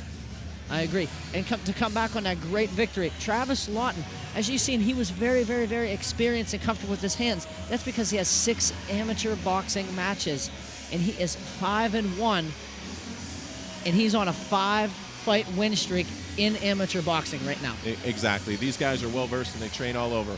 But right now, we're going to take a quick intermission before we go to our pro fights of the evening, and we'll be back with Gladiators of the Cage 19 right after this.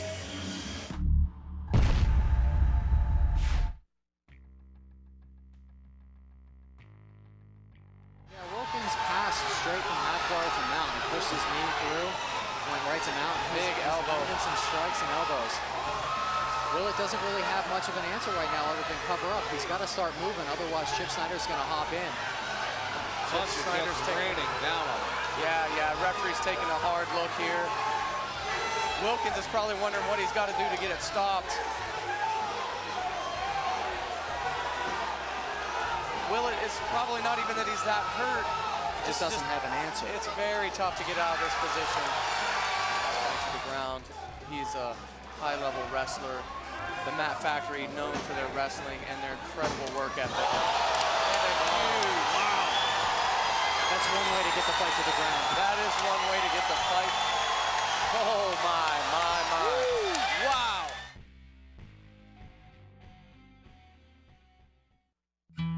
Addiction does not discriminate. It doesn't matter what ethnic background you come from, financial background you've come from. Addiction is an incredible thing that we can learn from. And if we would only learn that principle, so many more people could get help. I never believed I was going to become a full-fledged addict. I always took care of myself as a little guy. I wanted to be a professional bodybuilder. And so I wanted to become somebody I wasn't. And that somebody, unfortunately, became a full-fledged addict. My name is Joe Maxim. I'm the youngest of 8 kids. Grew up in a home of pure love, but my dad, who died when I was 16 years old, was a severe alcoholic. YOU, or Young Overcomers United, is a program that I run, and I help a lot of young people with beginning stages, intermediate stages, and full-fledged addicts. And what we do, we accept them exactly who they are, what they are. We don't expect anything from them. We just give them tools to become successful in their recovery. But in that, we saw the need for nutrition. The body is crucial in somebody's recovery. And in helping the body physically, you will recover much faster and have a better chance of sustaining long-term sobriety and in your recovery. And we knew after multiple years in searching for a vitamin nutrition that it wasn't out there. So I came up with the idea in the program to have nutrition on a 24-hour-a-day basis. In that, we developed a nutritional system called Recovery 24. Recovery 24 system has been designed to implement good nutrition into a ravaged body. From smoking weed to drinking to doing pills to doing heroin to smoking crack to doing cocaine. There's a commonality in all addicts when they use and abuse drugs and alcohol. There's a commonality that their body goes through. Your neurotransmitters are damaged, the nervous system's damaged, the GI tract is damaged. It's just common sense. And so what Recovery 24 is designed to do is to replenish all the good nutrients so the body repairs itself. We want to get to the underlying factor here. You've damaged the body in your addiction. We want to give your body what it needs to recover. I knew that I couldn't do this on my own. I knew I needed somebody that knew the body more than I did. And that's when I was introduced to Dr. Van Merkel, a board-certified clinical nutritionist. Hi, I'm Dr. Van Merkel. I joined Joe Maxim and his team to design the Recovery 24 system to support the healing of the body. Most addicts have forgotten what normal feels like. Their brains, organs, tissues, and entire system has been deprived, stressed, damaged. They have extensive nutrient depletions resulting in the body craving nutrients, driving the addiction. This science is a blend of synergistic nutrients that work together to enhance enzymatic reactions resulting in improved health, energy, mood, and even memory. The Recovery 24 system begins with the PM pack. At night, Recovery 24 turns down the volume, helping you to ease into deep, restorative sleep. A calm, natural sleep that allows your body to heal, be refreshed, and ready to go in the morning with no groggy effects. The Recovery 24 PM pack includes specially formulated nutrients like GABA and other herbs carefully selected for enabling safe, all-natural, restful sleep. Most recovering addicts have a problem with sleep, and so that's one of the biggest questions we have. Can you help me with sleep? Why can't I sleep? And it's a process. So while you are sleeping, Recovery 24 nutrients are working for you on several levels. They support good digestion, restoring normal daily bowel movements and elimination. They enhance detoxification and cleansing harmful chemicals and other toxins from your body. They help to reduce basic nutrient deficiencies caused by addiction, poor diet, and low quality of foods. They help promote optimum neurological brain function and, of course, restful and satisfying sleep. Again, addiction recovery is a 24-hour healing process. And so for the morning, we created the AM Pack to naturally kickstart your day. In a short period of time, taking Recovery 24, you'll notice natural sustaining energy, feeling more alive, refreshed, and alert without nervous jitters. Improved memory, better concentration, focus, and clarity in your thoughts, lower stress, a more relaxed mood, and reduced craving for drugs. Recovery AM packs are specially formulated nutrients like phosphatidylserine, choline, and inositol to help the healing and recovery of a damaged brain caused by addiction. It will strengthen the immune system, helping to heal and repair the heart, liver, and kidneys. Its nutrients help reduce joint inflammation, renew healthy digestion, increase circulation, and promote detoxification and restore optimal brain function. One real neat story is a young guy came and he said, Big Joe, man, I'm clean for 3 weeks. And he said, I'm getting through the day. And I said, what's wrong with that? He says, I'm not feeling anything. And I said, that's normal. You're looking for the euphoria, but it's not there. You want your body to get through the day without having a euphoria, without having these spikes. You want to be able to get through the day and at the end of the day say, I made it. And that one day at a time victory, after a 3-week period, you're a champ. You can help somebody, whether you believe it or not. And that's one of the big questions. How can I help? What can I do? People want to give and people want to help, and they're just out there and they don't know how to do it. And not everybody can sponsor somebody or be an accountability partner, but everybody can help somebody nutritionally by sponsoring them. It's an incredible way to help them.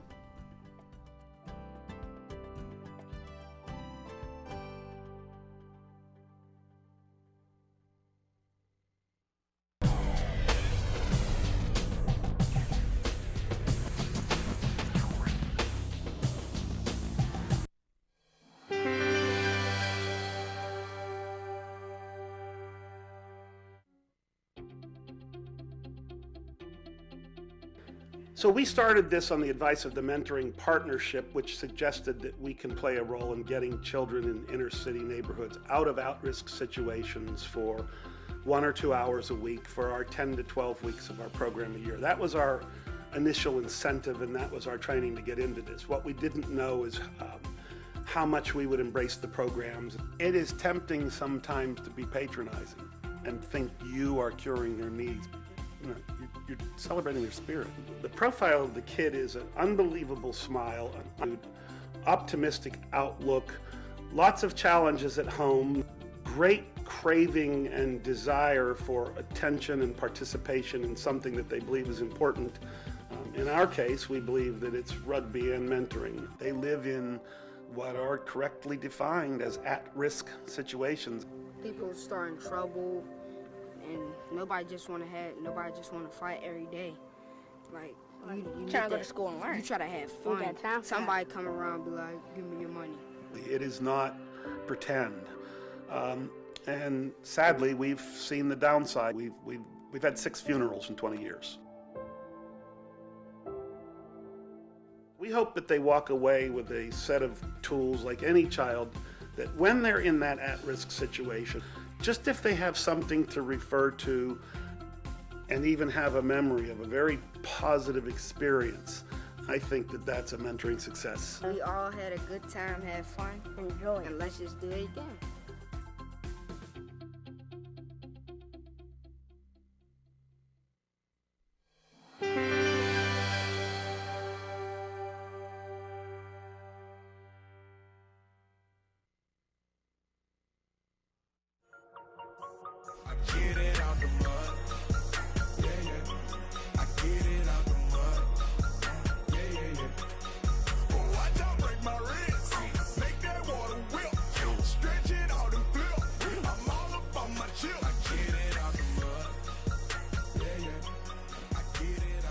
It was like the main shoes people miss out on, you know, like, and people looking for, you know, it's on there. They got them. And Kicks and All had every shoe that I always wanted. Different people wanted different prices, but they were the cheapest, and I knew they was authentic, so I grabbed them. Because I didn't want to stand in line, and I actually got them a little cheaper than in the store. I end up coming up on some shoes that I know I'm never going to get again, you know. Oh, the nice thing about the site is that it gives you the option to bid. Instead of paying the full price, I was able to get a good bid, and it actually saved me a couple bucks on the shoes. No, I probably won't go anywhere else. It's a lot easier to just sit there and click. It's better than standing in line camping outside for some shoes. I'll be a couch potato and order and bid all day. I love it. It's nice on everything. I would definitely recommend this website to anyone that's looking to purchase sneakers or any type of shoe wear. This is my only resource right now. I found the shoes, my son's happy, so this is the only place I'll shop at from now on, Kicks and All. Get it out the mud. Yeah, yeah. I get it out the mud. Yeah, yeah, yeah. Oh, watch out, break my wrist. Make that water whip. Stretch it out and flip. I'm all up on my chip. I get it out the mud. Yeah, yeah. I get it out the mud.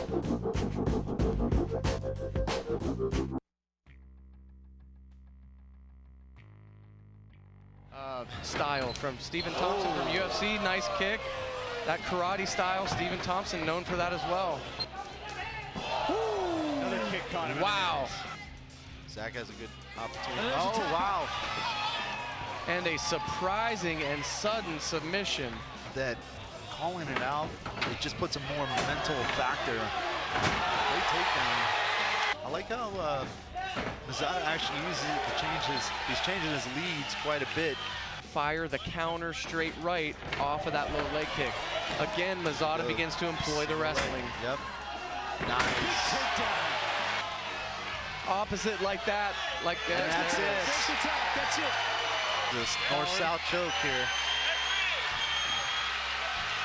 And he taps. Howard taps.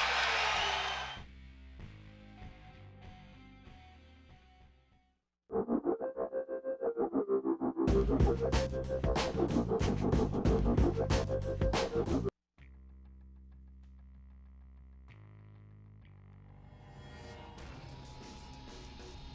didn't have to have those shin guards on. And he keeps going for that Superman punch to match his trunks there. The blue tape on his glove. Johnston with the red tape. Oh, it looks like he caught Bale.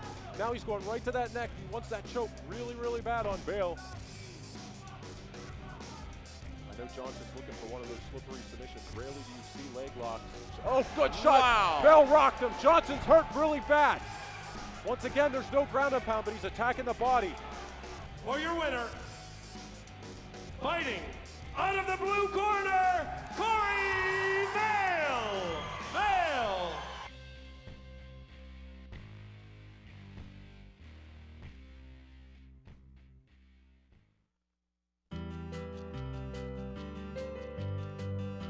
This red carpet event brings a lot of awareness. It's just nice to see a big contribution to Pittsburgh as a whole. I would say that where else can you go to dinner, raise money for a great charity, and look at new cars? 3, 2, 1, party. This is the most fun charity event. It's a great time, great atmosphere, great people. Cars and food and fun and music. My favorite parts of the evening was probably... Welcome back, fight fans. The Gladiators of the Cage 19 here in Cheswick, Pennsylvania. We're ready now for the pros to get started. We have 4 professional fights right now, and here is what the professional rules consist of. Professional rules consist of there is no shin protection like there is in amateurs. You are allowed to kick to the head, you're allowed to knee to the head, and you're also allowed to elbow to the head. There is ground and pound allowed, and there is also heel hooks and twisting leg locks are allowed in the professional rules. Absolutely, and sometimes that's something that's very important that we've seen earlier in the fights. Maybe the fights would have went a little different. But now let's go to the tail of the tape for our first event of the evening in the professional level. First fight of the evening, Jason Alexander coming back after Gladiators of the 18 with an impressive win. He's 28 years old. He's 5'6". He weighs in at 145 pounds. He's 2-0. He's going up against Brandon Saylor. He's 26. He's 5'7", and he's also 145 pounds with a professional record of 3 wins, 3 losses, and 1 no contest. I'm looking very forward to these upcoming professional fights. It is going to be action-packed, and I am very, very, very excited to watch. I also, Rich. Well, no further ado, let's go back to Dan Bogan as he gets ready for our first professional fight of the night.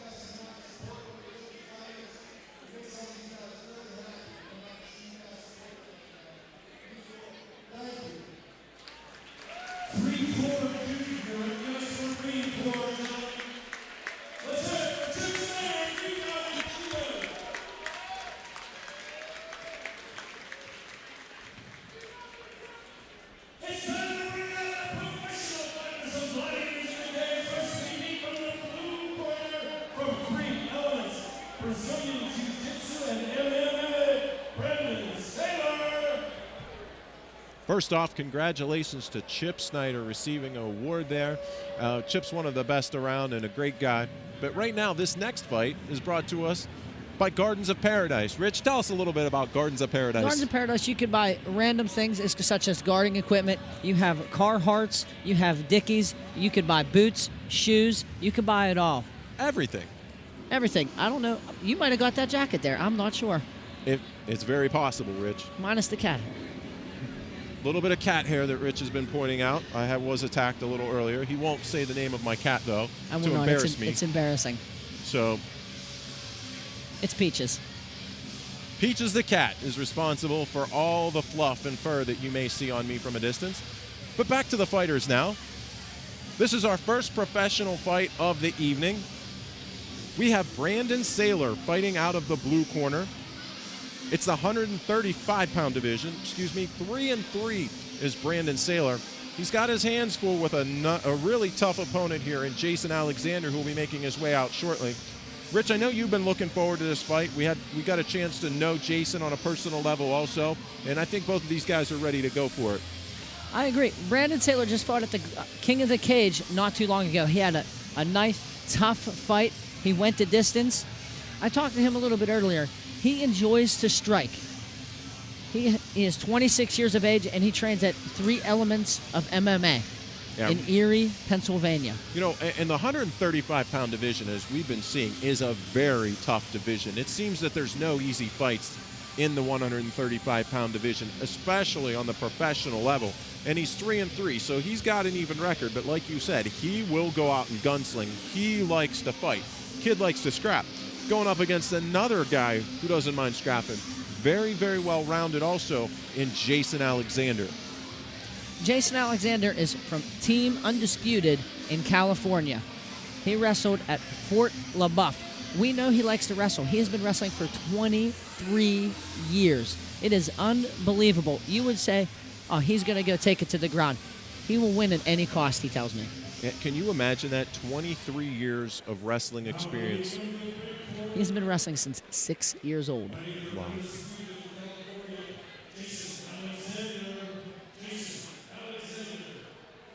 And there's the cue for Jason Alexander. We hear his music starting.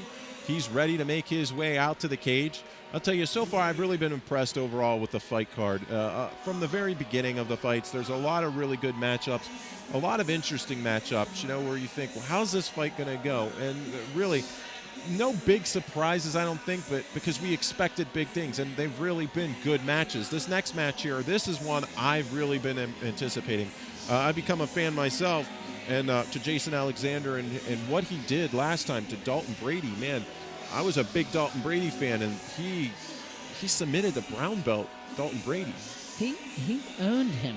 That was a great choke. He took full advantage of what was open, and don't take anything away from Brandon Saylor. He also has a Bellator fight under his belt. Bellator is a big crowd. It's bigger than this crowd. And I can only imagine the nerves. It's going to be great. Yeah, it's going to be a good matchup. What we're looking at is seasoned fighters. And once again, going back to those professional rules, they've really adapted in Pennsylvania the ruling of the unified rules of mixed martial arts. So what you see on, maybe you're new to the sport, if you've watched a UFC or an Ultimate Fighting Championships or one of these other events like Bellator that we have several fighters, and we've also had fighters move on from here to the Ultimate Fighting Championships, it's an easy transition because all of these fighters and our rules in Pennsylvania to the pros have adapted to those unified rules of mixed martial arts. So when they go to the next card or the bigger event even than ours, they're ready, they're prepared. And it's kind of what we would call all-in MMA, where everything that is legal in MMA is legal in these matches. I agree.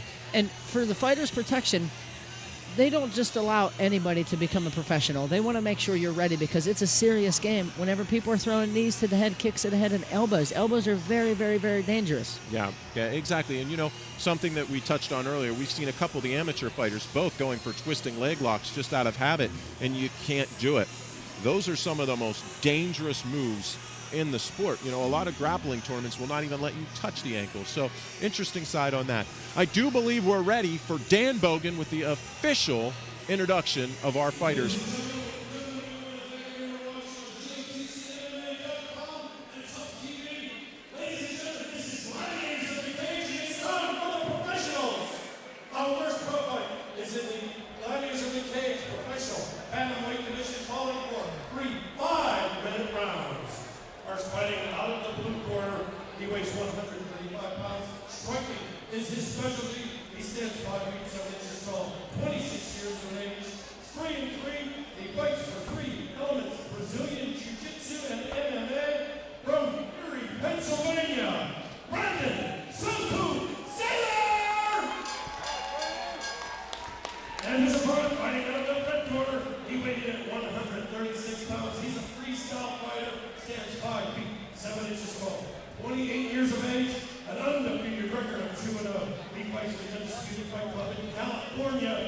from Erie, Pennsylvania, welcome Jason Alexander. Third man in the cages, Chip Snyder, green belt Chip Snyder. Drew. Okay, gentlemen, here we go. Sir, you ready? Sir, you ready? Come on, let's bang! Rich, we're ready for the first professional fight of the evening. They come out feeling each other out. Remember, they have 5 minutes.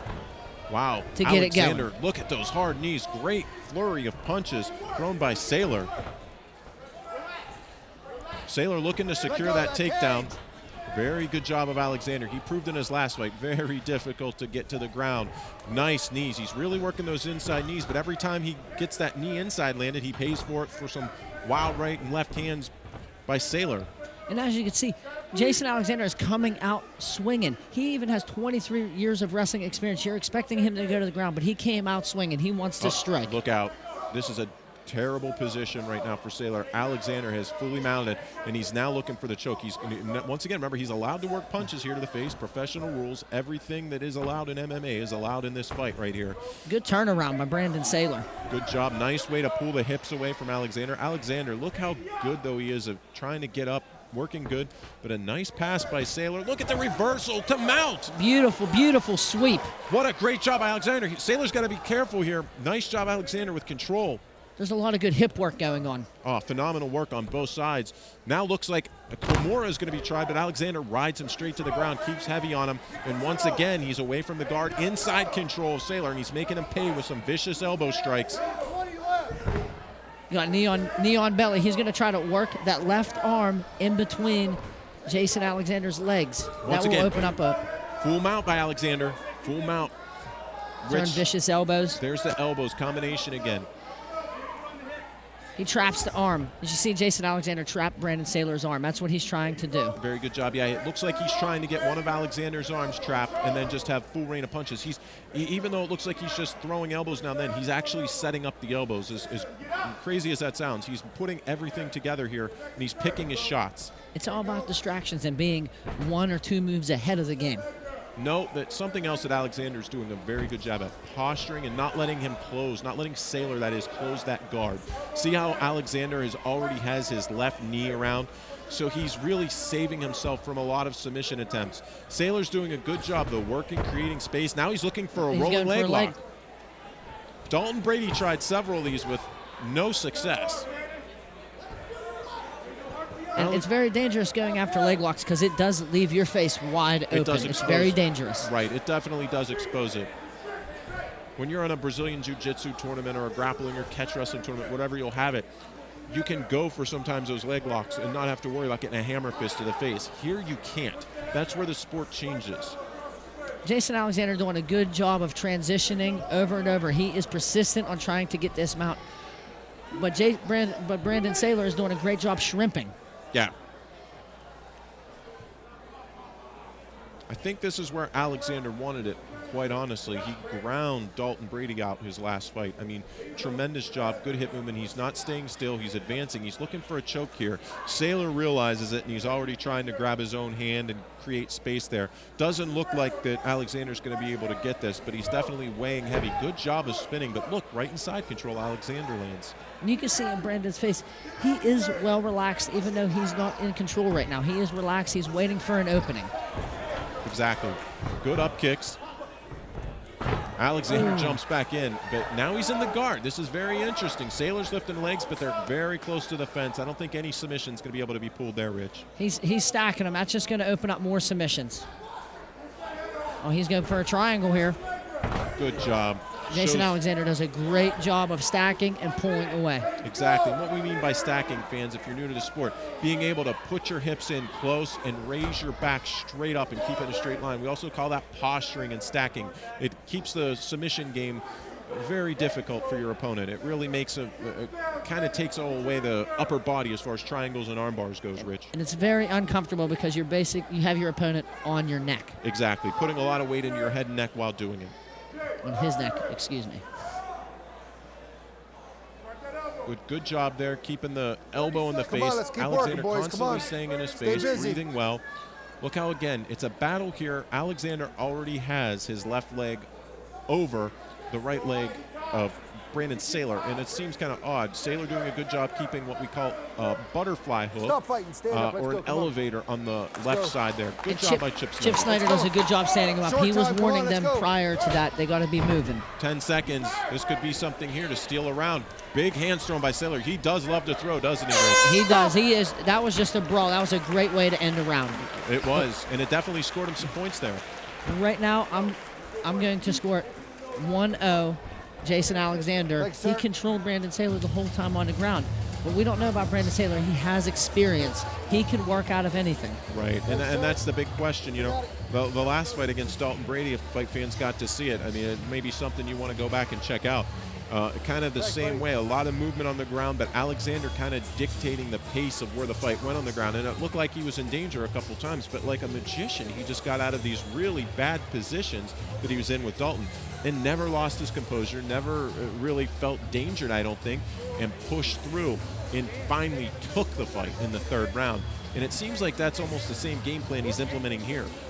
Now, if you were in Brandon Saylor's corner, what would you be saying to him right now? You know, great question. You know, he's throwing a lot of punches. He's doing a lot of things right. You know, try to keep separation. Don't go in as much on the punches. Keep separation. Keep Alexander at the end of your punches, and maybe mix an inside leg kick in there to keep that takedown away. I couldn't agree more. Hey, there. Chip Snyder cleaning up the floor. It was messy cornerman, Rich. I tell Okay, you, gentlemen. it's hard to keep everything clean. You You're ready? in a rush. You You only got a ready? minute Round to two, do let's go. things. Come on. Chip should have a small broom and a dustpan. I don't think he'll like that idea. Second round beginning, very hard leg kick. They listen to some of the advice going down low, but Alexander pushes in deep. Good job. Now, you know, he's staying in close quarters and throwing those punches. Jason Alexander wants to take it to the cage. He wants to hold him against the cage. And Brandon Saylor, he wants to throw punches. That's what he wants to do. Yeah, he likes to make these fights dirty. Oh, Look, he he pulled grabbed guard. the guillotine. There we Now go. that guillotine's tight. Alexander has his arm in there. He's tapped. Oh, that was a nice submission. Beautiful job. The fourth choke of the evening, Rich. And a man that I didn't think was going to get choked after his surviving Dalton Brady's onslaught. Man, Jason Alexander goes down to the guillotine with the arm in. 32 seconds. He went in, he got the guillotine, and what Brandon Saylor did correctly was he extended his hips out and made it even worse for Jason Alexander. Exactly, and Jason actually did what you want to do as far as defending that guillotine, meaning you get an arm in. You don't allow your opponent's both of his hands to get caught in there. And in doing so, what happened was he actually had the arm in there, and it was creating space, but it was just so tight and well adjusted. If you adjust that just right and go to the top of the head, you can get a lot more pressure on that. And he extended the hips, like you mentioned. Great job of finishing that choke. I don't know. I hope we have a replay on that. And I think we're ready right now for the replay. Rich, walk us through it if you would. Well, Jason Alexander going for the takedown from the first round all the way to this round. Brandon Saylor simply waited for an opening, and he got an opening, and he sunk in that guillotine deep, Very and he extended his hips, and that was it. And you know, you may have answered the question you asked me, what would I have done? But it sounded like his cornerman probably had a really good game plan. He's pressuring that takedown. He's looking to get it, but he's exposing his head while he's doing it. Use that guillotine. We've worked on it in training. We watched his last fight. Good job at adjusting to the fight and taking control and finishing a very tough opponent in Jason Alexander. Very great job done by Brandon Saylor. Like I was saying before, Brandon Saylor, he was being patient, and that's the name of the game, being patient and not jumping into anything. You got to be sure. Exactly. Be sure. I think we are ready for the official announcement. Let's go to Dan Bogan to get our announcement of the winner.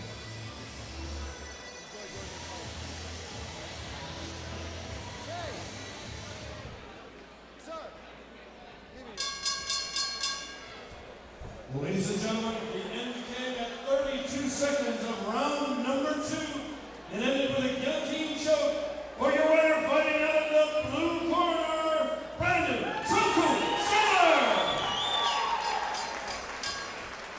Brandon. Hey.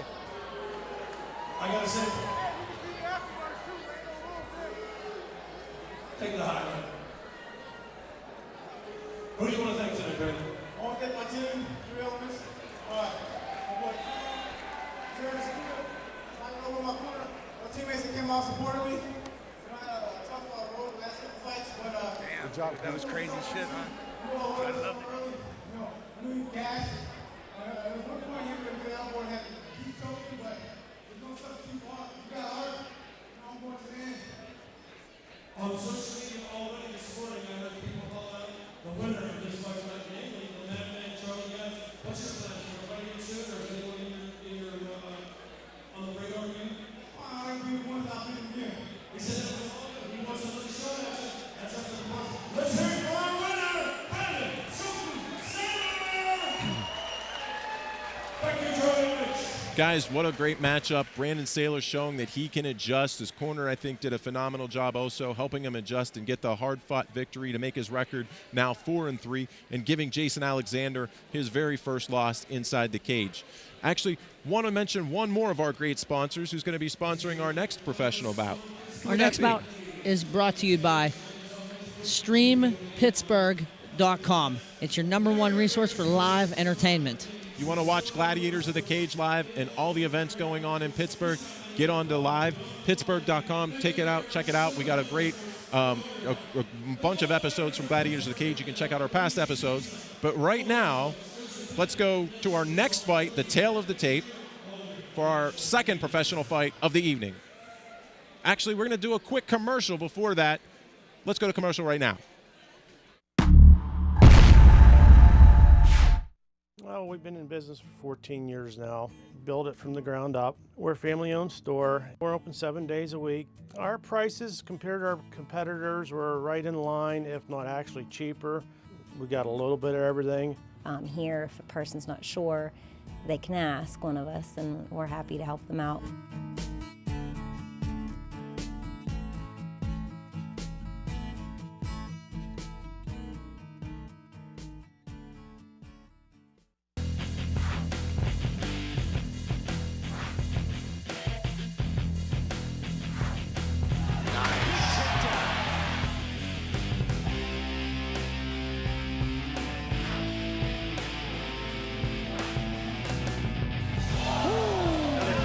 Wow.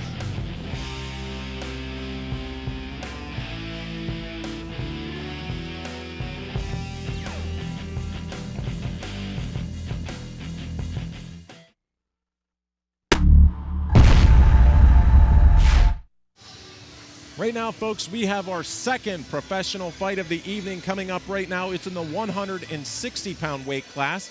Let's see the tail of the tape for that right now. Tail of the tape, Joseph Holt, 30 years of age. He's 5'9", he weighs 155 pounds. He sports a 6-2 professional mixed martial arts record. His opponent, Andrew Osborne, 27 years old, slight height advantage at 6 foot tall. He weighs in at 60 pounds. His record is 7-9. To correct you, Chuck, this is a catch weight at 160 pounds. Excellent. It's supposed to be 155 pounds. They both agreed to 160. Okay, looks like one fighter made 160, the other agreed. Great sportsmanship. So this fight's going to be contested at 160 pounds, our second fight of the evening. I believe we are ready for the official introduction of the fighters. Let's go back cage side with Dan Bogan.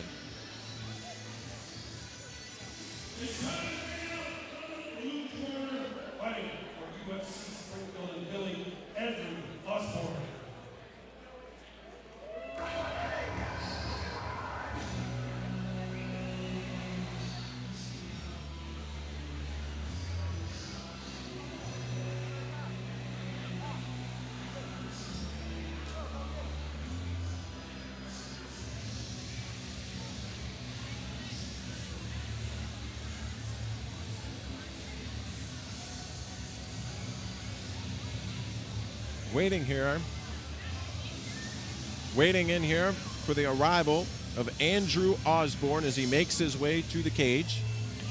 Andrew Osborne holds a 7-9 record. He tells me he trains at a UFC gym, an actual sponsored UFC gym, which is just incredible. And he's also a trainer there also. Yeah, that shows the caliber of fighter and the experience he has for the UFC. the biggest organization on the planet for mixed martial arts, is actually entrusting him into teaching students there, and that's where his full-time training is. He does do a lot of cross-training. He's always learning, but his main camp is with the UFC gym. It was 16 fights, a lot of fights for this young man, and he's not afraid to bang. No, he is not afraid to bang. And somebody with a 7-9 record simply they know exactly what to do. They know how to go in there. They know how to throw hands. They've probably been in every situation you can think of in a fight game. Yeah, and it means they like to fight. You know, they're not scared to fight. They're not worried about sometimes just compiling a record of all wins and no losses. They want to go at it, and that's a dangerous fighter for any fighter to fight. You know what that tells me? That means he loves the sport, and he continues wanting to do it. His last win actually was over a Bellator veteran, Damian Straits. Wow. By a TKO. Interesting, very interesting. And now he's on a smaller stage of the Gladiators of the Cage, and he's willing to do the same exact thing. Yeah, absolutely. He's fought all over. He's definitely a tough customer and always ready to go. Now, who's he going against, Chuck? That would be Joey Holt, who's Dan Bogan's introducing.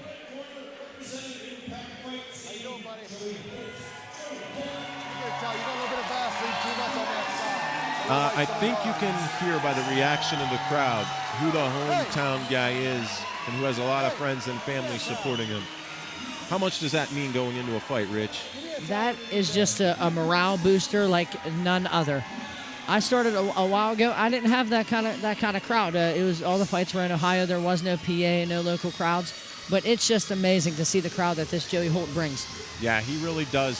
And it shows kind of the character of a person, I believe, also. When you have that many people willing to follow you, willing to support you, that must mean in your personal life you're doing something right, because all those people come out to support you. Man, what a great feeling of camaraderie. And, you know, can it work against you, though, Rich?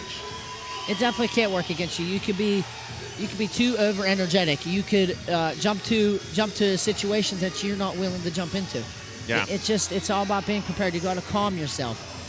Joey, the Hitman Holt. Why do you think they call him the Hitman? Because he'll take out anybody. And he's fighting with Impact Fight Team. He's also a professional boxer. He holds a 4-0 record with 3 knockouts and 0 victories. Yeah. Wow.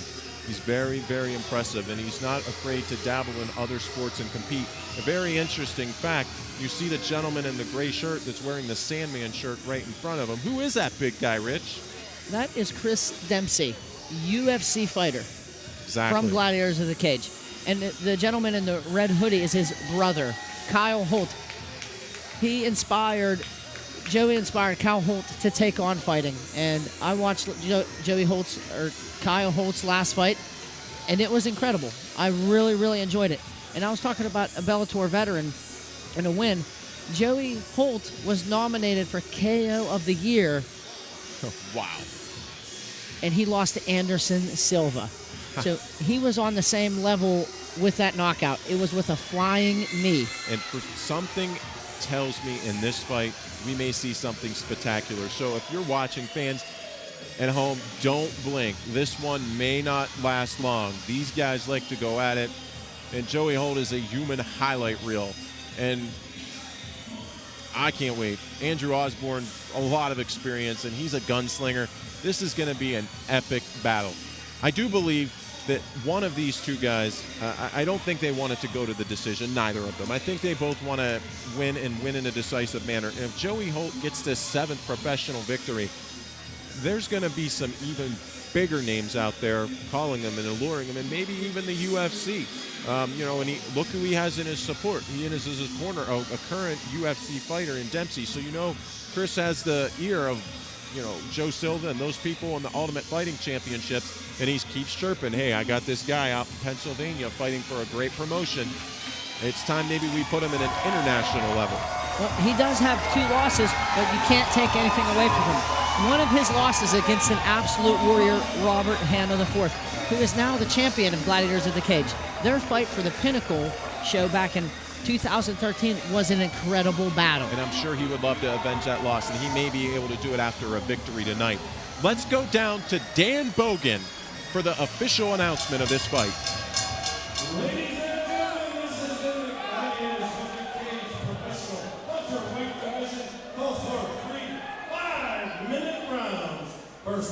Fighting out of the blue corner, he weighed in at 160 pounds. He's a Muay Thai specialist, standing 6 feet tall, 27 years of age. His record is 7 wins, 9 losses. He fights for UFC Springfield in Philly. He's from Philadelphia, Pennsylvania. Andrew Aussie the Brute Osborne!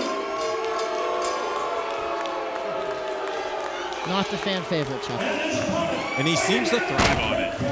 He weighed in at even 160 pounds.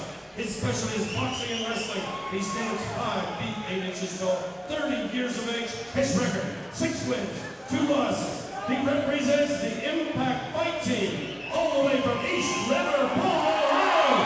It's Joey Holt. Forgetting the cage, Chip Snyder.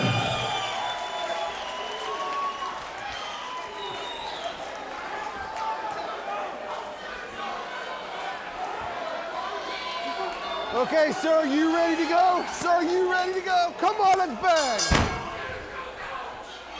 It doesn't seem that Andrew Osborne is one bit worried about the home crowd advantage, and it didn't seem that Joey Holt minded it one bit that those people were there backing him. So I don't know if there's going to be a big favoritism there as far as who it's going to work for advantage to, but you got to think somewhere in the back of your mind that Joey, he really wants to win this in front of this crowd.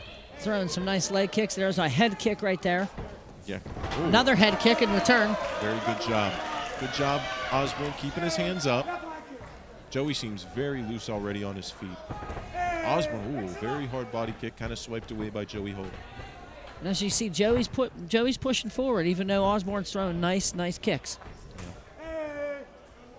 And if you were Andrew Osborne, what would your game plan be against a person like Joey Holt, who is just good all around? Yeah, really try to dictate the pace of your fight. Stay in his face. Don't give him a lot of ability to extend. But on the other side of that, Joey Holt has a very, very good boxing background. So if you get in close to him and he's able to really turn his body into those punches, he's going to do damage.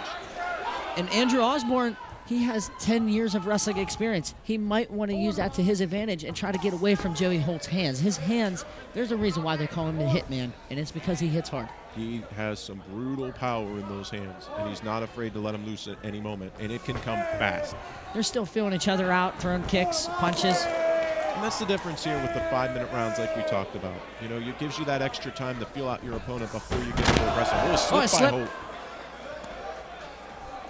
Gets up fast, nice and composed. Good job by Joey Holt. Nice. He rocked him, I think, with that he left hit him hand. I'd like right to see him push ear. in. Joey needs to push in. It looks like he rocked him. He knocked him off balance.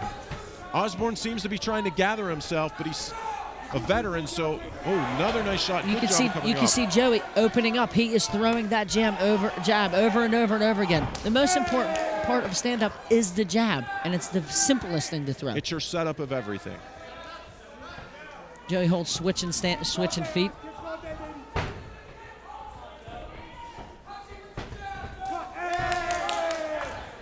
Now, Joey Holt, would you continue pushing forward and using your hands to your advantage?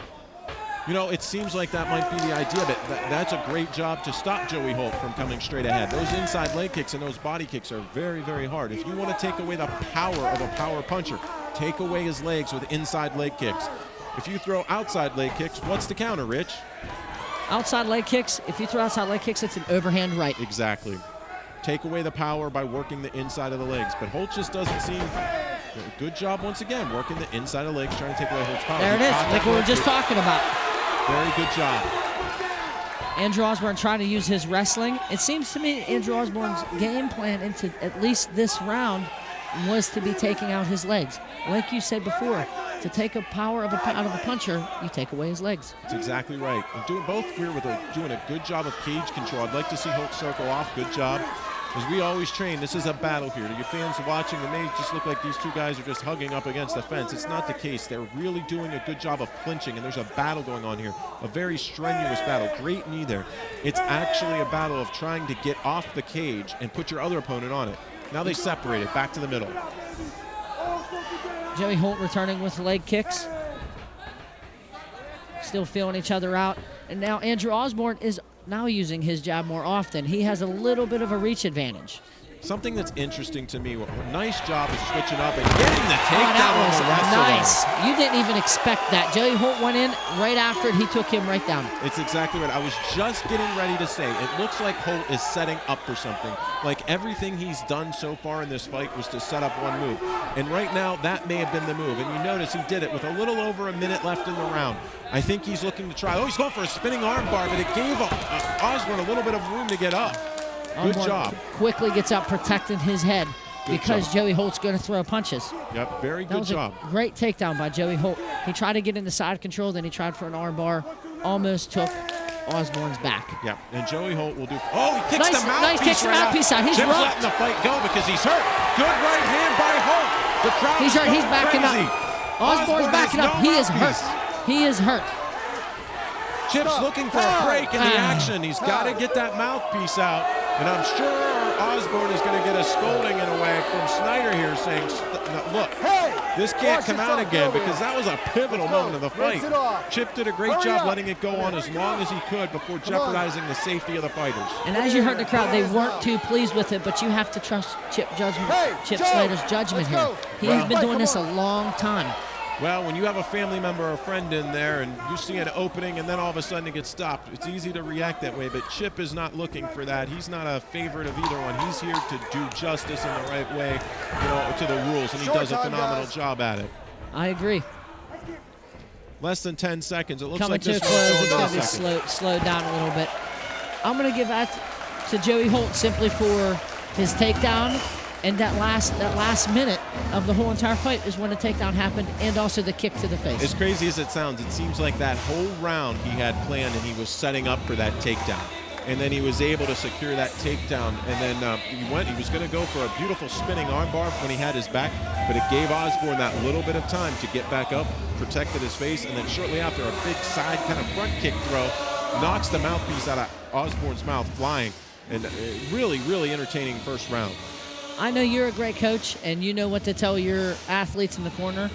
What would you be saying to Joey Holt right now? Great job of mixing things up. Great job of kind of dictating the pace of the fight. Beautiful timing and a beautiful job of changing levels to get that takedown.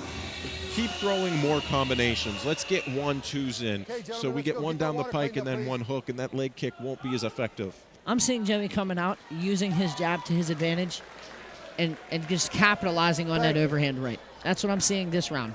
On the other side of that, what are you seeing on Osborne? What do you say if you're his corner man as the second round starts? I'm gonna, if I was in Osborne's corner, I would tell him to close the distance and go for that takedown. He needs a takedown. He needs to change it up a little bit, just like Joey Holt did in the first. Yeah. Whoa, Holt going up high now. Osborne's got to use his reach, get that jab, and try to get in close to close the distance for a takedown. Yeah, he's really got to get in and set that. He's got to set that takedown up with some punches, like you said. Oh, good high kick on Holt. Nice combo. Very good high kick that caught Joe Holt flush, but it caught the top of his head. He's getting a little over-aggressive, Osborne. If he keeps doing that, I guarantee you Holt's going to take him down. Osborne's doing a really nice job showing 3-punch combos. He's not throwing 1 punches, not 2 punches, but he's throwing 3. And that's dictating the pace of the fight. And when asked about what Joey Holt should do, throw combinations. Sometimes the guy throwing more punches is the one that's going to control the action. Punches and bunches, as they like to say, Chuck. Joey Holt's doing a good job, though. Look how he's cutting off the cage of Osborne. He cut off the cage and got him backed up against the fence. Osborne needs to circle towards the center of the cage and square back up. He has thrown a mean uppercut. Joey Holt must see an opening in Osborne's hands. He is just throwing an uppercut. He just threw 3 of them this round. Big, strong uppercuts. Good point, Rich. Osborne still continuing going after his legs. Absolutely. Nice low kick, but followed up by combinations. There's what we talked about. That allows him to close that distance, and he's got a tight body lock, or what we call double underhooks and then body clinching.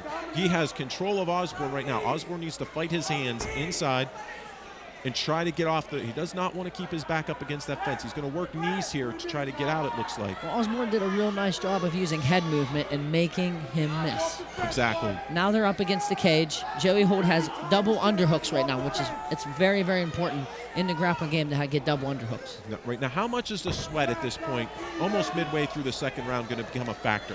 It's a huge factor, especially with the gloves and trying to grip the body. It just starts to get real slimy, greasy, and it's just not a good time to hold it. It's kind of wasting energy at some point. Yeah, you can definitely see the difference in the first round, how long they stayed up against that cage struggling to try to get control. And then the second round, it just seemed like they were just sliding all over the place. I'm starting to see Osborne maybe tiring out a little bit from Holt's stalking. I think so. Great high kick, and look how Holt is getting him up against the fence. Osborne must circle and get back to the center. Holt is doing a phenomenal job. Nice strong right 1-2. Osborne is hurt. Holt is looking to find his next strike. He's seeing it open up an overhand right by using kicks. Exactly, mix and match. I'm waiting to see a nice strong 1-2 right now from Joey Holt, landed right to flush down the middle. What experience, though, by Osborne to keep him in this fight, even absorbing a couple heavy shots. Osborne's not giving up. He's continuing throwing punches right now. Both men doing a great job. Back and forth battle. Now you see Joey Holt. He's working a double jab now. And Osborne's backing up. He's protecting himself. I feel like he's tired. He's just a warrior. He continues. I think Holt needs to turn it on right now. When he starts putting his head down, we talked about this. You know, you've just got to unload sometimes. When your opponent's back's up against the cage, let your hands fly. What's the worst that can happen? Nice body shot. Mixing it up now. As you see Joey Holt with his boxing experience, he is throwing punches to the body. Yeah, look at his head movement. He's just really getting in the zone here. He looks really good right now. He seems to be in very good shape right now. He's not breathing heavy, and he is stalking. Yeah. Oh, spinning back kick that just missed. Oh, Holt seems to keep pulling away, though, instead of turning it on there when he gets him stand up against the cage. I'd like to see Holt throw 3, 4, 5 punch combinations. It looks like Osborne is really just trying to make something happen with these kicks. But look, he's not circling out. He's going right back to the cage. And as you see, he's throwing those jabs out. It's not meeting into intent to hurt him. There it is. There's the uppercut. He's doing it as good openings. Body shot. Openings. He's using that jab as openings. Nice kick by Joey Holt. There's that spin kick again. He felt he almost had success with it. He's hitting him from, oh, that hurt him. Andrew Osborne, he's trying to get out of this round right now. I don't know. Holt's got to turn it on. He hit him in the liver with a great left low kick. He's got to turn the pace up. And he continues punching the body. Shots. It's going to be over if he continues going on punching the body. Let his hands go. Holt's throwing up glory. The crowd's on their feet. 20 seconds left. Body head. He is using a great jaw. High low. Chips he's running Chip. He's down. He's trying. He's trying. He's going to lay. He's going. Oh, it's going to be over. Chip's going to stop it. He's stopping it. He stopped it. It's over. Joey Holt victorious. With seconds to go in the second round. Oh, that was action-packed. I understand Andrew Osborne doesn't like the outcome of it, but he was hurt. Yeah, and I don't think he had much left in the gas tank, honestly, for the third round. If he wasn't hurt, he would have already been on his feet protesting that stoppage. No one wants to lose. Got to give him credit for that. But Joey Holt, what a stellar performance. That was a top-quality, high-level performance to put Joey Holt to 7-2. And you want to talk about a contender for Rob Hanna's belt. We found him. Oh, we found him. I think he might be looking for his revenge from that last loss. I'm sure he would love that. As you can see, Joey Holt has a huge crowd. That crowd absolutely erupted whenever he started landing those combos. Well, you can see how many people out there are just on their feet for this kid. Likeable personality. 7-2. Hanna, I can assure you, is going to be watching this fight, and maybe right now watching this fight in the crowd. He's seeing who his next opponent is. Not that Hanna cares. He'll fight anybody. But you better take notice of this guy. And that right there by Joey Holt, to me, was a statement fight, Rich. You know what I'm looking forward to? Joey Holt, Robert Hanna 2. You know what? That could be next. Here comes our instant replay. Rich, take it over in the final moments. Andrew Osborne's backed up against a cage, and Joey Holt is throwing absolute devastating punches to the ribs. And he hits him in the liver, and he just going body head, doing a great job with combinations, and eventually Andrew Osborne couldn't take it anymore. Well, Rich, it's like we talked about early in the fight. If he can get in close and he can get inside with his boxing background, he's torquing his whole body into those punches and turning into it like a pro baseball player swinging a bat. And he's absorbing all the impact. And these are 4-ounce gloves, not like the last fights we watched being 7-ounce. And you can tell right now he's just holding on for dear life. Great stoppage by Chip Snyder. Mercy flowed, and the match is called to an end with about 2 seconds left. If anybody tells you you can't stop a punch to the body and you have to hit that head, think again. Kill the body, the head will fall. Attack the body, the head will fall. It's that simple. It's old boxing. Let's go to Dan Bogan for the official announcement. Ladies and gentlemen, before we make the official, I'm no voted and I'm no expert, but I think we've seen the fight of the night thus far. What do you think? That was a war. The official fight of the match. Referee Chip Snyder calls a halt to the action at 4 minutes, 57 seconds of round 2 for your winner by technical knockout. From the red corner, Joey the Hitman Holtz. Joey, that was one hell of a fight. What do you got to say after that?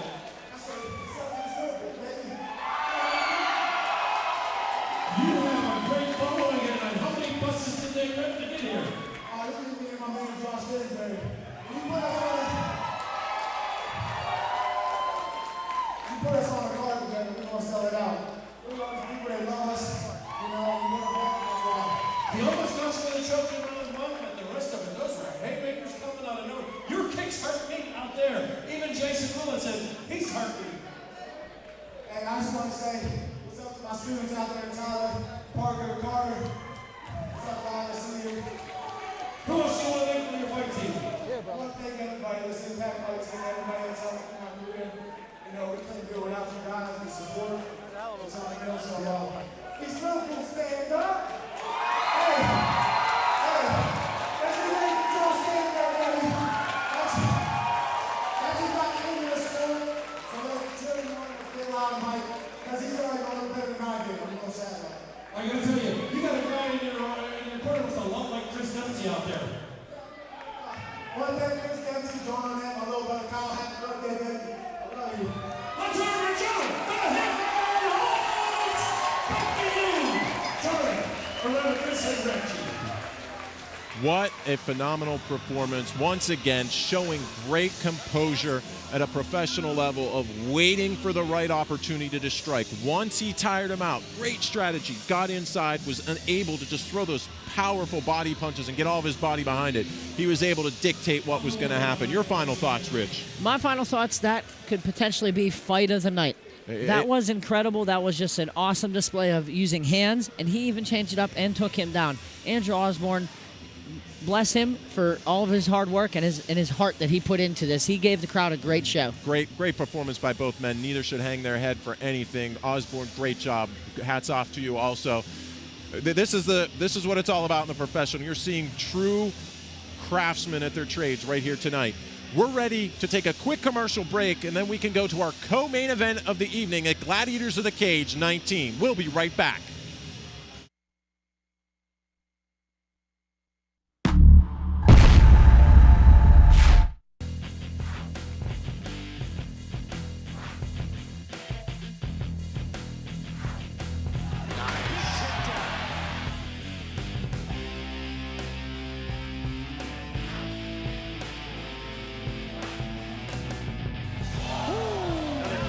Wow.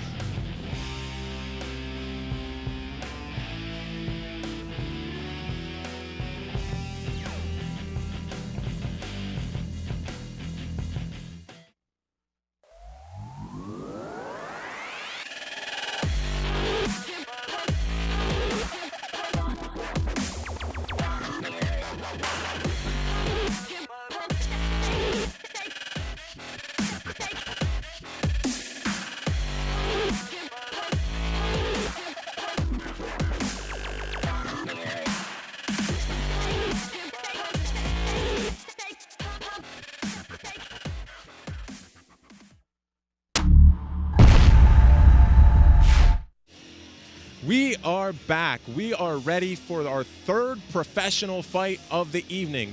Let's get the tail of the tape. Right now, we have the tail of the tape. Joshua Stansberry versus Victor Jones. Joshua Stansberry, 30 years old, 6 foot 2 inches tall, 223 pounds. He has a professional fight record of 6-2. He's going up against Victor Jones, who's 27 years old. He's 6'1", 215 pounds, and he's compiled a 3 wins to only 1 defeat inside the cage. This fight will be held at 205. Light heavyweight, co-main event of the evening. I think we're going to see a lot of fireworks here. Stansberry's been running around all night. He is ready to go. And I think this is going to be a really tough test in Victor Jones, who has a 3-1 record. So I'm anxious to see this fight. I think this got great co-main event material, Rich. Victor Jones comes out. He wants to strike. He wants to take the fight standing, and he's just willing to finish at any opportunity. Yeah, both of these guys, I know, they want to put on a show. The crowd is going crazy, and you know how that goes. It really gets the adrenaline pumping more when you're a fighter. It makes you say, okay, and it's somehow you can have a perfect game plan and go out there and you just go completely off of it, and your game plan becomes what the crowd's dictating, and you just go after it. So I think we're going to see an awesome fight here. This is a great co-main event, and following this co-main event is our main event, which features Mark Cherico. Down to Dan Bogan. Let's get the official ring introduction.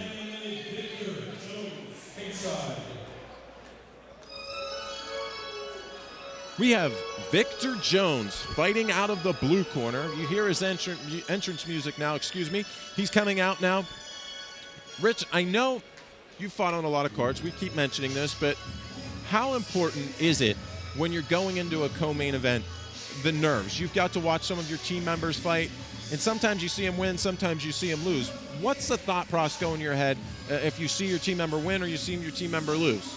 It's very heartbreaking to see him lose, but if they come back victorious, it lifts you up that much more. And there's, like I said before, everybody's a different human being. Some people enjoy fighting last. Some people just want to come in, get it done with, and leave. But whenever you're fighting at a professional level, you're used to waiting a little bit longer. And after a while, your mentality could beat you up, and it could be to your disadvantage. And also, it could be to your advantage depending on the human being. Right. I see it both ways also. I think you put it very well. You know, Victor Jones is a 7-year veteran of MMA, which is actually a pretty long time. The sport of MMA hasn't even been legal in Pennsylvania that long. He fights out of Cooper's Gym and Jones's MMA all the way from Detroit, Michigan. So like we said, we're pulling people in from everywhere. And this guy is a true martial artist. He studies judo, jiu-jitsu, kickboxing. I mean, if there is some title of combat to its title, or he's in it. This guy wants to learn everything, and he's constantly learning. He's 27 years old. He's getting right to that prime of his fight career, Rich. Well, he's going to learn real fast because he's going against a very, very, very strong individual, Josh Stansberry, who is 6-2. This is going to be a tough test for Victor Jones. Yeah, it's going to be a very tough test. I agree with you on that statement. And really, this is the first light heavyweight bout of the evening and the only light heavyweight bout of the evening. So I'm anxious to see how this one plays out. His opponent, Josh, known as the Sandman Stansberry, there's a lot of shirts out there with Stansberry's name on it, so he brings in a large following here also. I think Dan Bogan is about ready to introduce the Sandman.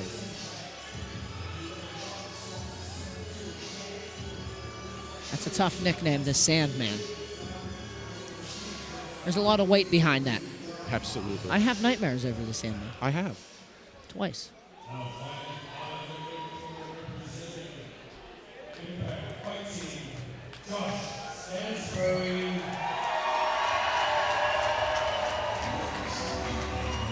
Crowd erupts as you hear the music and the introduction of who's walking to the cage right now. Josh Stansberry.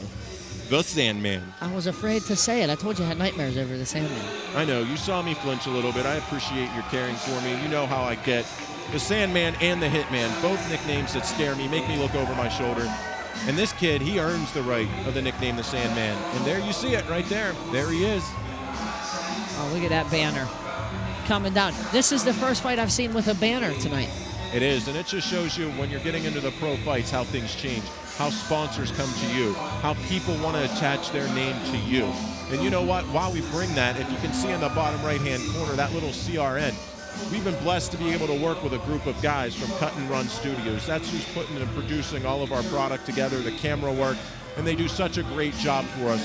They do all kind of events. They're your go-to guys. Anytime you need something done, if you can think there's a video camera and something you want to tape, you want to go to cnrstudios.com, or you can go to Cut and Run Studios, C-U-T, the letter N, R-U-N.com, and you'll see a whole portfolio of everything they've done. And they're doing another phenomenal job tonight, and they're a great partner with us, Rich. I couldn't ask for better. Yeah. And here we are. We have Josh Stansberry, whose professional record is 6-2. He is a Bellator veteran. He has fought in Bellator. His teammate, Joey the Hitman Holt, just fought and was victorious. They fight it with Team Impact. Once again, and we saw who was out there with them, UFC fighter, the man himself, Dempsey. Chris Dempsey. Exactly. Dempsey was out there. So these guys are training with the highest level of fighters around. They're not training with just, somebody who comes to class once a week and wants to stay in shape wrestling. Well, there's nothing wrong with that. But when you go to a high level, you have to intensify everything. Steel sharpens steel.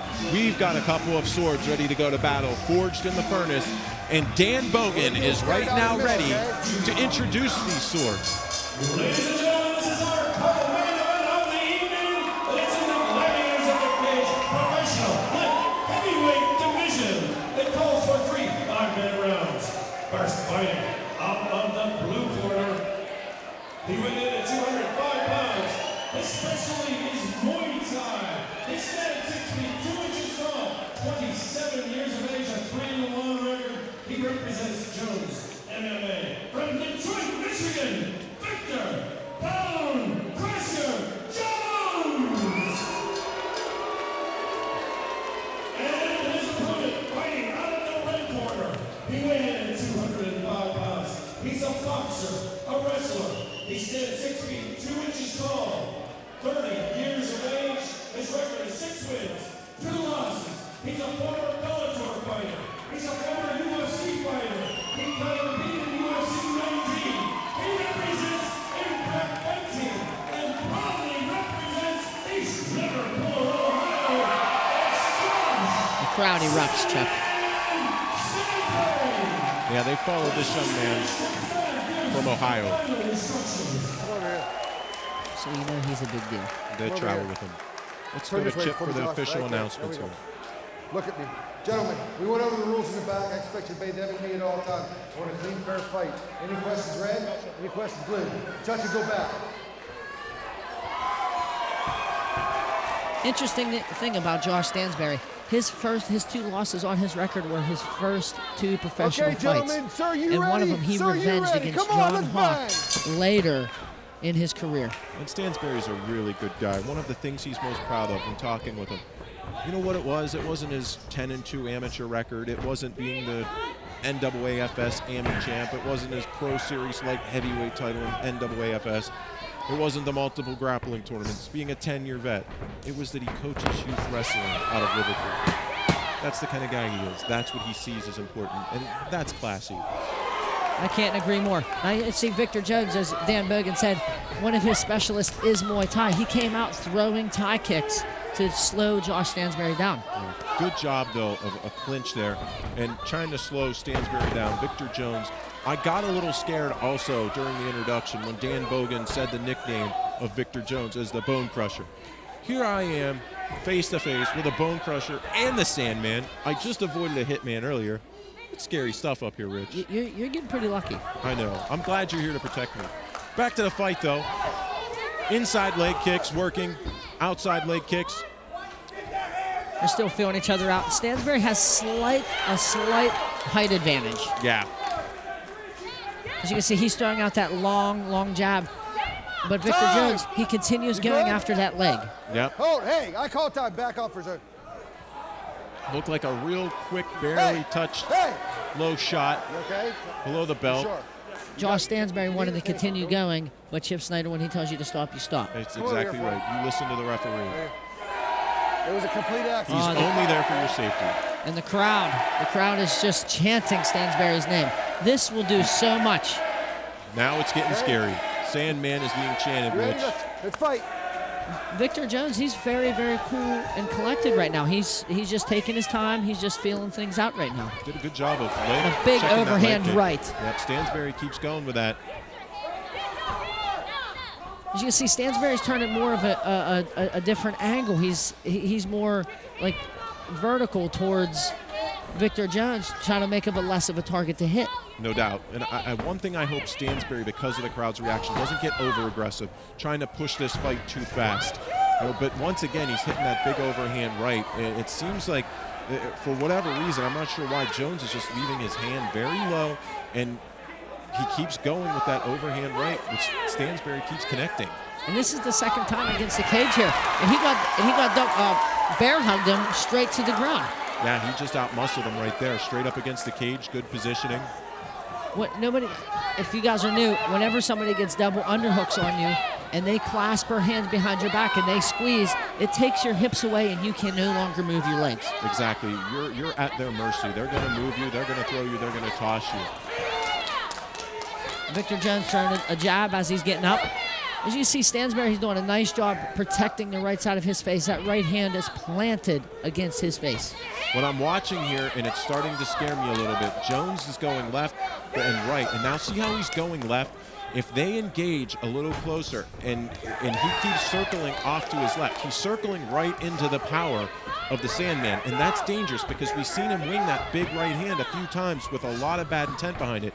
And it seems like Jones is messing up a little bit of the footwork there once in a while. I just hope he gets, doesn't run into one of those big power shots because it could be vicious. And that's a very, very good point. You do not want to circle towards the power hand, and he's continuing doing it. It's just a matter of time before he lands a vicious overhand right. Yeah, he seems to be correcting it here a little bit. But good job. That's exactly what you want to do from the Sandman. He's kicking, throws a left kick. What's that make your opponent do? It makes him circle the opposite way, which is into your power. So that left kick is actually a setup to get him circling how you want. Oh, another tight choke. Here, but it looks like Stansberry already got out. Good cage control. Victor Jones, he's squeezed with all he can. We said earlier, if you don't feel like you have anything, it's a waste of energy to squeeze. Yeah, he's going to get to take it. That was but it. He's head slammed off the mat. He's going for the probably back. didn't feel good. He took his back. He's got one hook, Rich. How dangerous is this right now? One hook. If he gets this other hook in, it's just a matter of time before he sinks in this choke. He's getting close. We still have almost a minute left in this fight. Stansberry's going deep. He only got one hook. He tapped. A single tap makes Josh the Sandman Stansberry the victor. What a great job of capitalizing. Wow. He saw his opportunity on his back. He took his back and he sunk in that one hook, and that one hook started opening up submissions. Another finish by a rear naked choke. Great job. Outstanding by the Sandman. And I'm going to tell you this for a fact. If Jones doesn't tap, the Sandman's going to do exactly that. He's going to put Jones to sleep. Jones had no choice, Rich. At first, I didn't think he had it completely under the chin. It was kind of hard to see, but it still hurt somebody squeezing the jaw. Yeah, I think hopefully we have a replay of this. Rich, walk us through this. Very strong performance. They were against the cage, and like I was telling you, Victor Jones was wasting his energy squeezing. He dropped down, and then he just lost position, and Stansberry took advantage, threw one hook in right away. It took no time at all, throwing some punches, distracting him, and then eventually he just sunk it in. And like I was telling you, I didn't think he was under the chin right here. It looked like he was on the jaw, but nonetheless, it hurts. Oh yeah, no doubt. You can even break somebody's jaw if you get on the jaw tight enough, and it looked like that was almost what happened. Just a big, strong kid in Stansberry on your back, squeezing with all of his might, training every day, and you have that person on your back squeezing. That's not a place any of us want to be. And man, kudos, both with a very good performance. I thought we might get to the second round on that, but that small window of opportunity, we've seen it happen so many times tonight. Taken and boom, let's take that and let's finish the fight. Great job of finishing the fight. I agree. Josh Stansberry did a really good job of mixing things up. He was throwing kicks, he was throwing head kicks, he was throwing punches, and he was going for takedowns. In the end game, 90%, almost 100% of fights will go against that cage. That cage is so important, and you could either make it with you or against you. And it all started with what you said earlier. Those double underhooks to a body lock and a clasp is what got the takedown. The takedown set up the position from him taking the back, which set up the choke. It all come from that body clinch up against the fence. Cage control, extremely important, and it made the difference in this fight. Great job by Stansberry walking through the process and not trying to rush to submission, but setting it up with proper positioning, then finishing with the submission. Dan Bogan, if we can go to Dan Bogan for the official announcement of the fight. Let me have you. Ladies and gentlemen, the entertainment 4 minutes and 6 seconds of the second round. Box out from the rear, making sure for your winner, fighting out of the red corner, Josh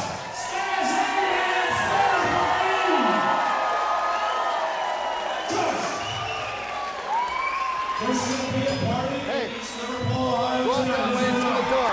Go that way.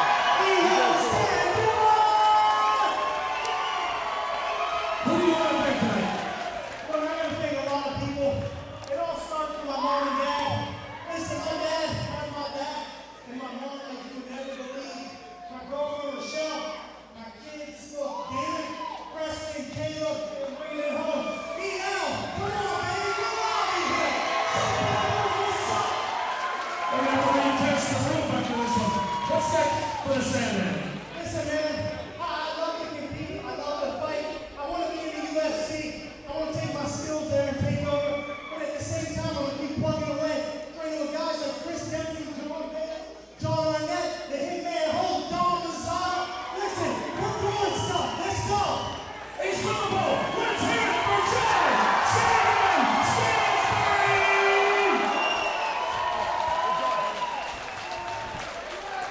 Well, Rich, one thing that the Sandman didn't put to sleep was the crowd, because they were going crazy. They were wide awake, and they were just exploding in that victory.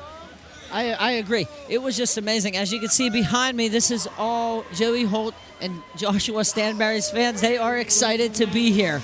Yep, they are part of the crowd. These crazy guys here are having fun at Gladiators of the Cage 19. We're here. Let's take a quick commercial break, and we'll be right back to the action.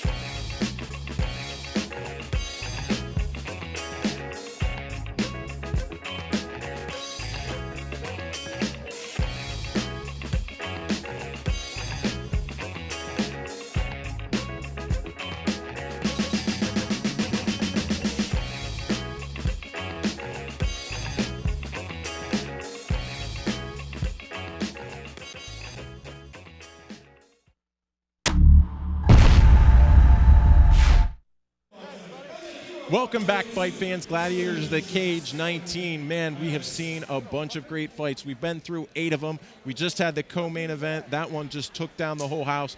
We have the main event tonight, but so far, who was the knockout of the night and who was the submission of the night? That's the questions that we have, but we're going to get into that here in a moment. Right now, we have our main event coming up of the evening. We're going to have Mark Cherico making his final appearance in MMA.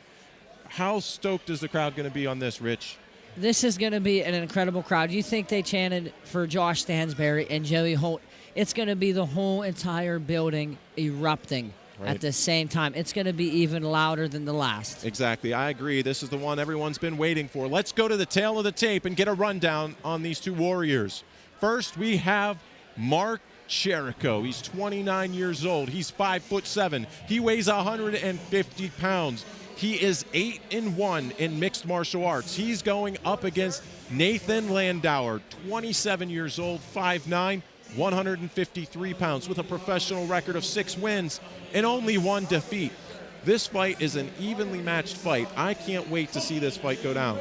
This is going to be an incredible fight. I do know Nathan the Train. They call him the Train for a reason because he just comes out swinging. Yeah, his execution seems almost flawless. He knows what he's doing every time. It's almost like watching the same thing over and over again with the guy because he's mastered. It's watching a master at his craft, and it's amazing how he's able to take high-level fighters out of their element.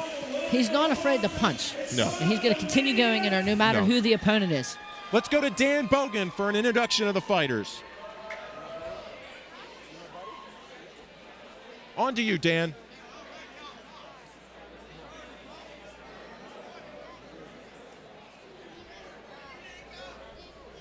It's time to bring him out. First, from the blue corner, he represents SSF and the stables. Nate Landwehr.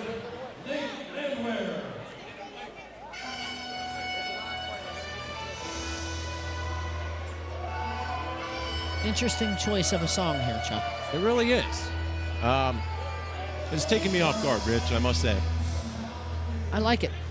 I do too. I like it. Not everything has to be upbeat. It's more about getting your nerves calm. Well, sometimes that's the case, and you know what? This song may have some significance to him.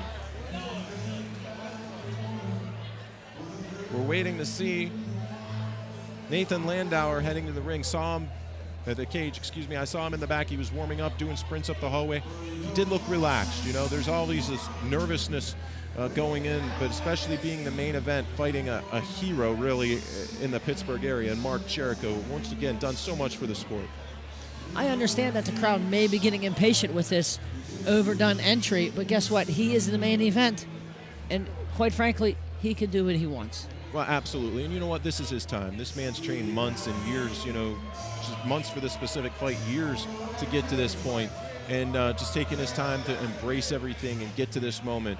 He's earned every bit of it. And, you know, this fight is actually, the weigh-ins were a little higher from what we had on the sheet. It's going to be contested at 145 because this, not only being the main event, it's title implications. This is actually for the Gladiators of the Cage featherweight title. Professional featherweight championship is on the line with this bout. So not only is it's almost been overshadowed because Mark Jericho, the news that's just recently breaking that he's going to be retiring from the sport, just took us all into great shock.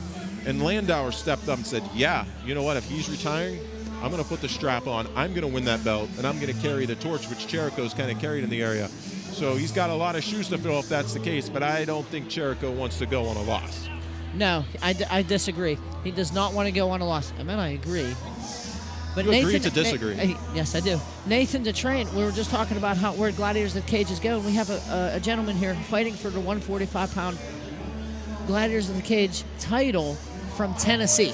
Yeah, and that shows the clout that this belt has and how much this means. We have people traveling several states away. They want to get into this. They want to get this match going. You know, they are looking to get to the next level and get to the next to the higher level of the sports, and this is a belt they need on their resume to get there. I agree. And what better person can you take that away from than a legend in the local MMA scene? That's exactly right. Than Mark Jericho. Right. I'm very, very excited to see this fight.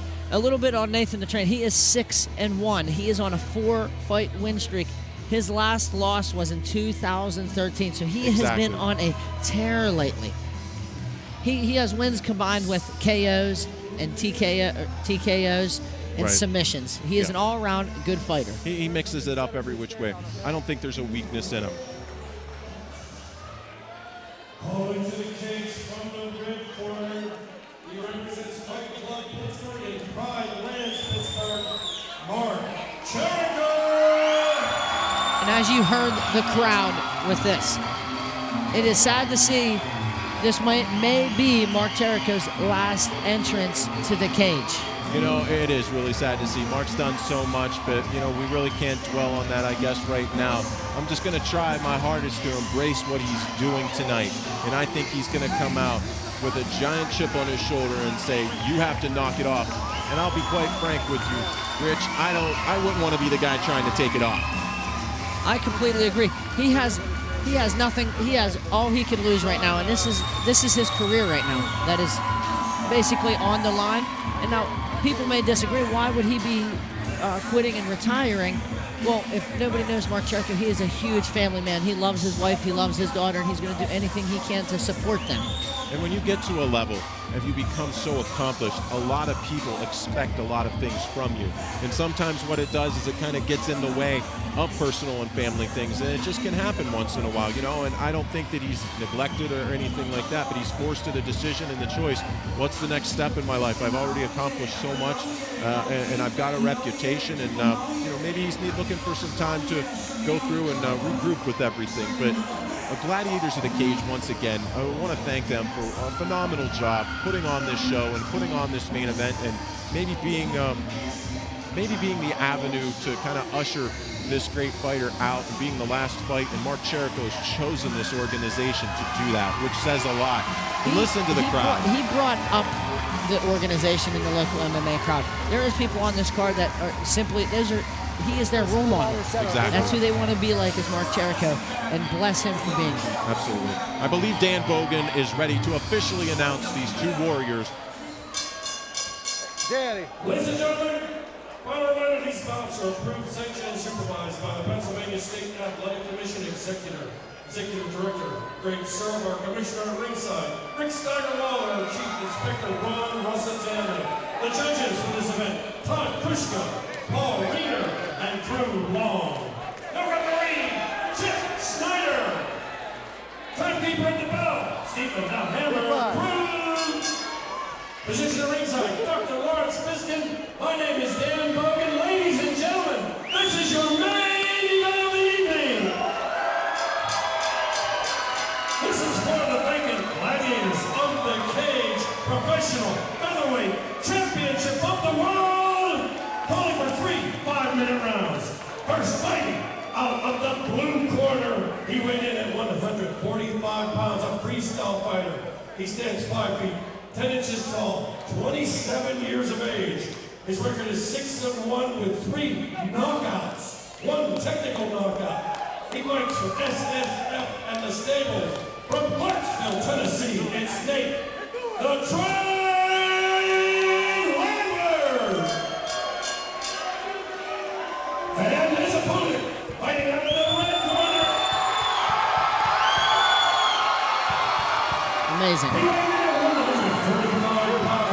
His discipline is considered smashing bad. He stands 5 feet, 7 inches tall, 29 years of age, a record of 8 wins, 1 loss. He represents Fight Club Pittsburgh and Pride Lands Pittsburgh.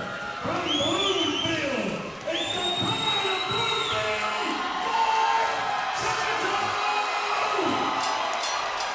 Let's listen in as Chip Snyder gives the final instructions. Gentlemen, you guys are the main event. Show these people why you're the main event. We went over the rules in the back. I expect you to obey them and me at all time. I want a clean, fair fight. Any questions, red? Any questions, blue? Touch gloves, go back.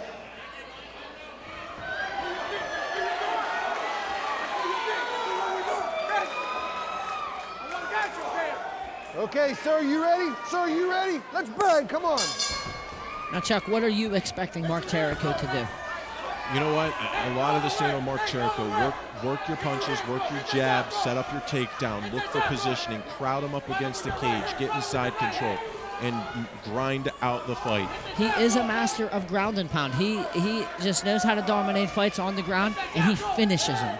He's taken it to a whole nother level, and like we talked about, he's mastered it. His hands are now very fluent. He's become a true mixed martial artist. There's not much this kid can't do, and he's very, very good at what he does. Oh, big overhand right. That rock Landauer's awake. He's like, okay, I'm gonna fight. And as you can see, it's kind of hard for Jericho to get inside. Landauer's just a tiny bit taller than Mark Jericho, and it's taken advantage. Absolutely. You can see Jericho's working what he does best. What a job. And look how he has taken Landauer away from the cage, so he can't use it to push off. He not only took him away from the cage, he landed inside mount. That's a huge thing. He just did a takedown and landed in a dominant position on top of that. Absolutely.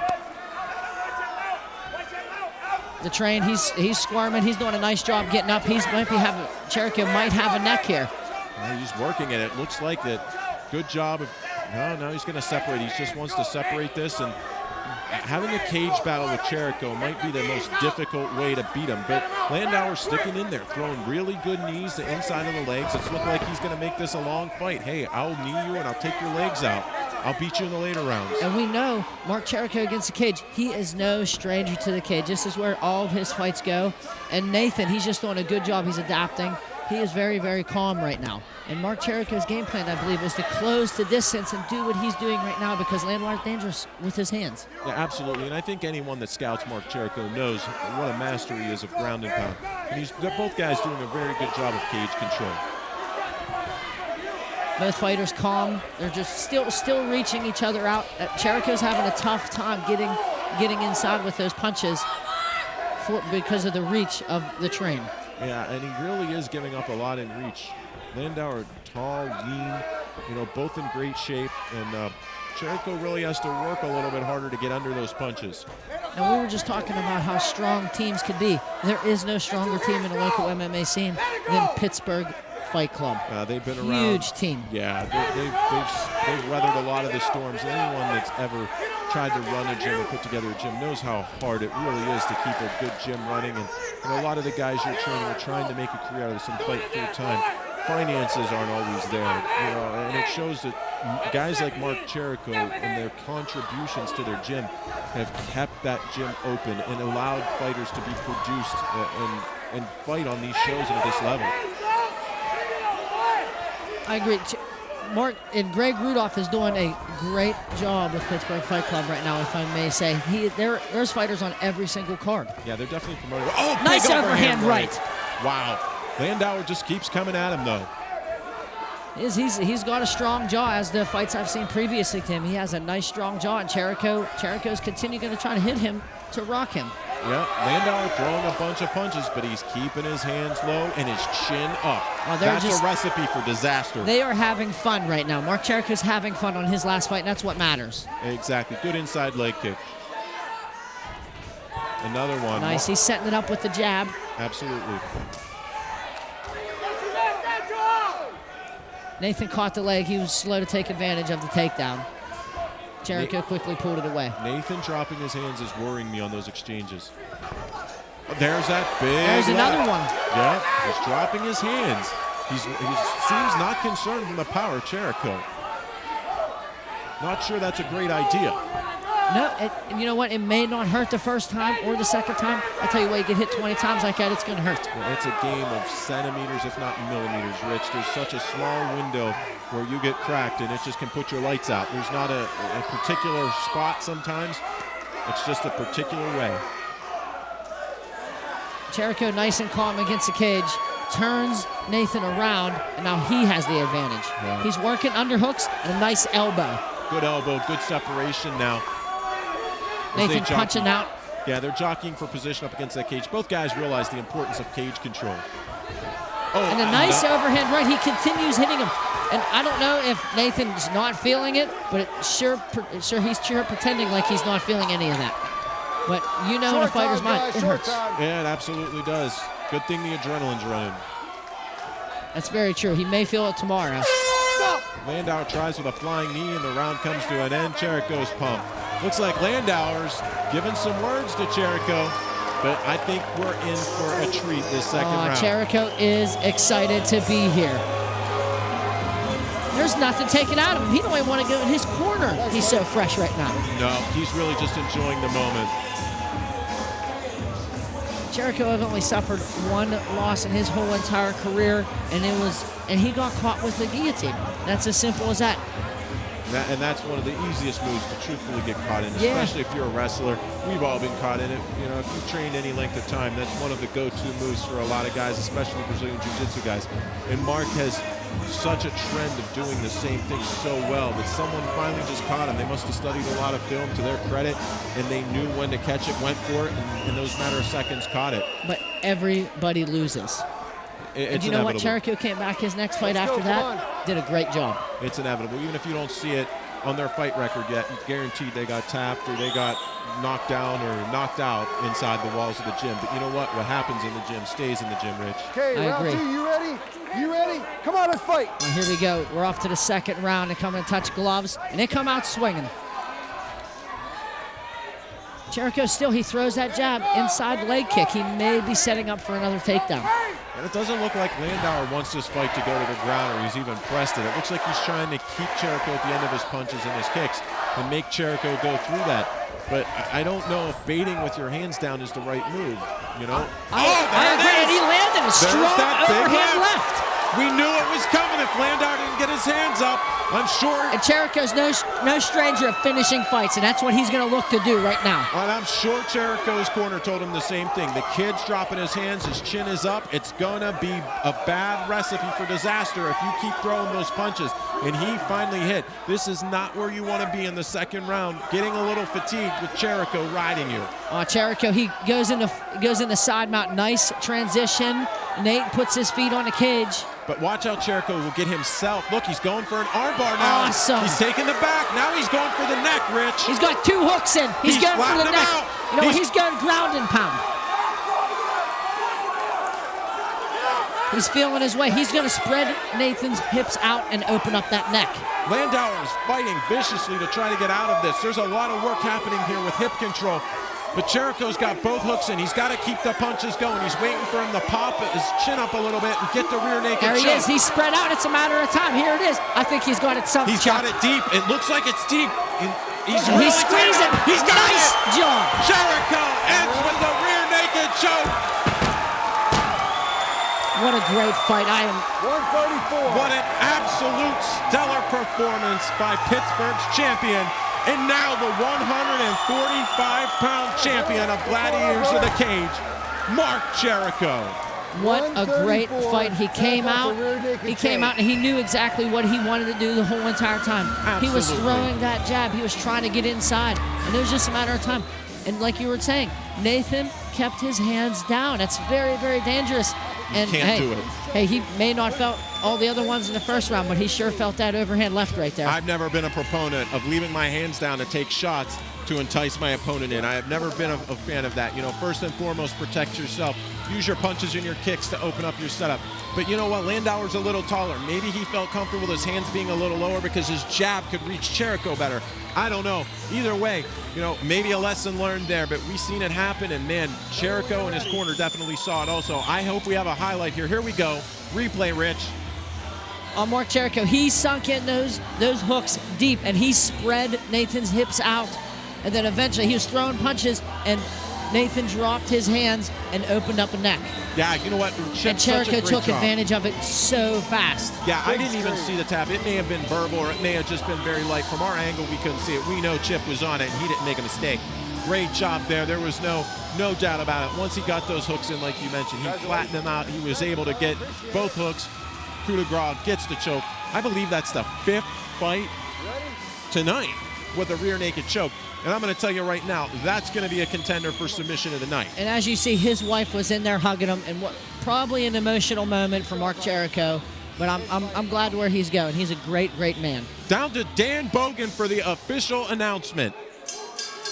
Ladies and gentlemen, let's hear for both of these fighters. That's why this is the main event. You're all going both. Did you not keep your money's worth? Ladies and gentlemen, the end came at 1 minute 44 seconds of round 2 by rear naked choke for your winner and new Gladiators of the Cage professional featherweight champion of the world, a pride of Porterville, Mark Jericho.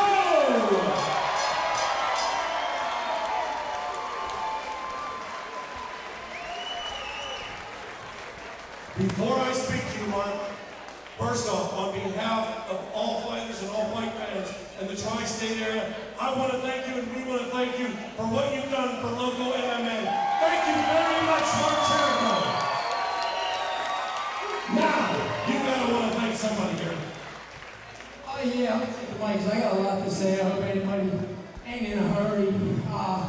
First and foremost, I'm wearing a shirt here for Ava Lynn Campbell. She was a 6-year-old who was killed by a drunk driver, 20-year-old kid.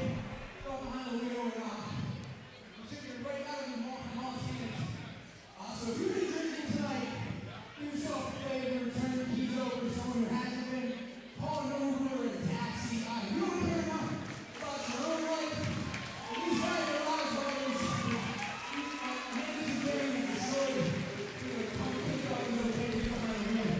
My friend James Penny is selling these shirts. All the money being donated to take care of all the stuff for his funeral. And they got it cost a lot of money. So if you want a shirt, James over here is a box school. So make sure you get one. You don't know this is my last fight. I decided to retire. I guess I want to dedicate more time to my beautiful wife and daughter who I love more than anything in the whole world. A lot of people don't understand that because they got so close. But my dream is to be a family man and be the best dad and husband I can. And I'll be the best fighter. I'm sorry, I'm going to joke. Fighting gives me so much. I got amazing coaches like Bob and Lou. Fighting gives me three brothers right here. Colin, Mike, and Luke. I love those guys doing anything. I look forward to that starting friendships and going to all face punching. It's actually good. I want to thank my sponsors. Shout out to my mom over there. Knuckle Dragger. That's my day one. He got me started. In the lines and everything. The gym every day. Helped me cut that weight when I get fat. From all the cannolis, Jericho cannolis. From the 4, 2, 6, 8, 1, 5, 4, 4, 4, cannolis for special occasions. I guess I want to thank two people too that gave me my start. When I was just starting to grow, they gave me a job. Two of the greatest people I met. I'm Nick and Melissa Barr. They're not here, but I love you guys. I hope you're watching at home. I hope you're enjoying retirement. And all this stuff. I thank all my sponsors. My parents are up here, so I kind of met a lot of words, all messed up. But I'll post a picture of my sponsors on my Facebook. Check it out. I think that's it. And then I got to do this ceremony when you retire. Last year it was another award. In the page. Thank everybody for supporting me. Thank everybody for coming out. I love you all. We're going to get drunk back to Newfield so you can walk over and don't drive drunk. Thank everybody. We got one question for you. The public sees 100, 200 times. You tell me if Bellator calls tomorrow morning or Dana White calls tomorrow morning, who do you take? I don't know if I can Bellator. UFC is calling, so I'm not going to answer that. What I'm going to do is get home and enjoy my brother and my wife. And then check out these guys putting in Disney World. So go to Disney World!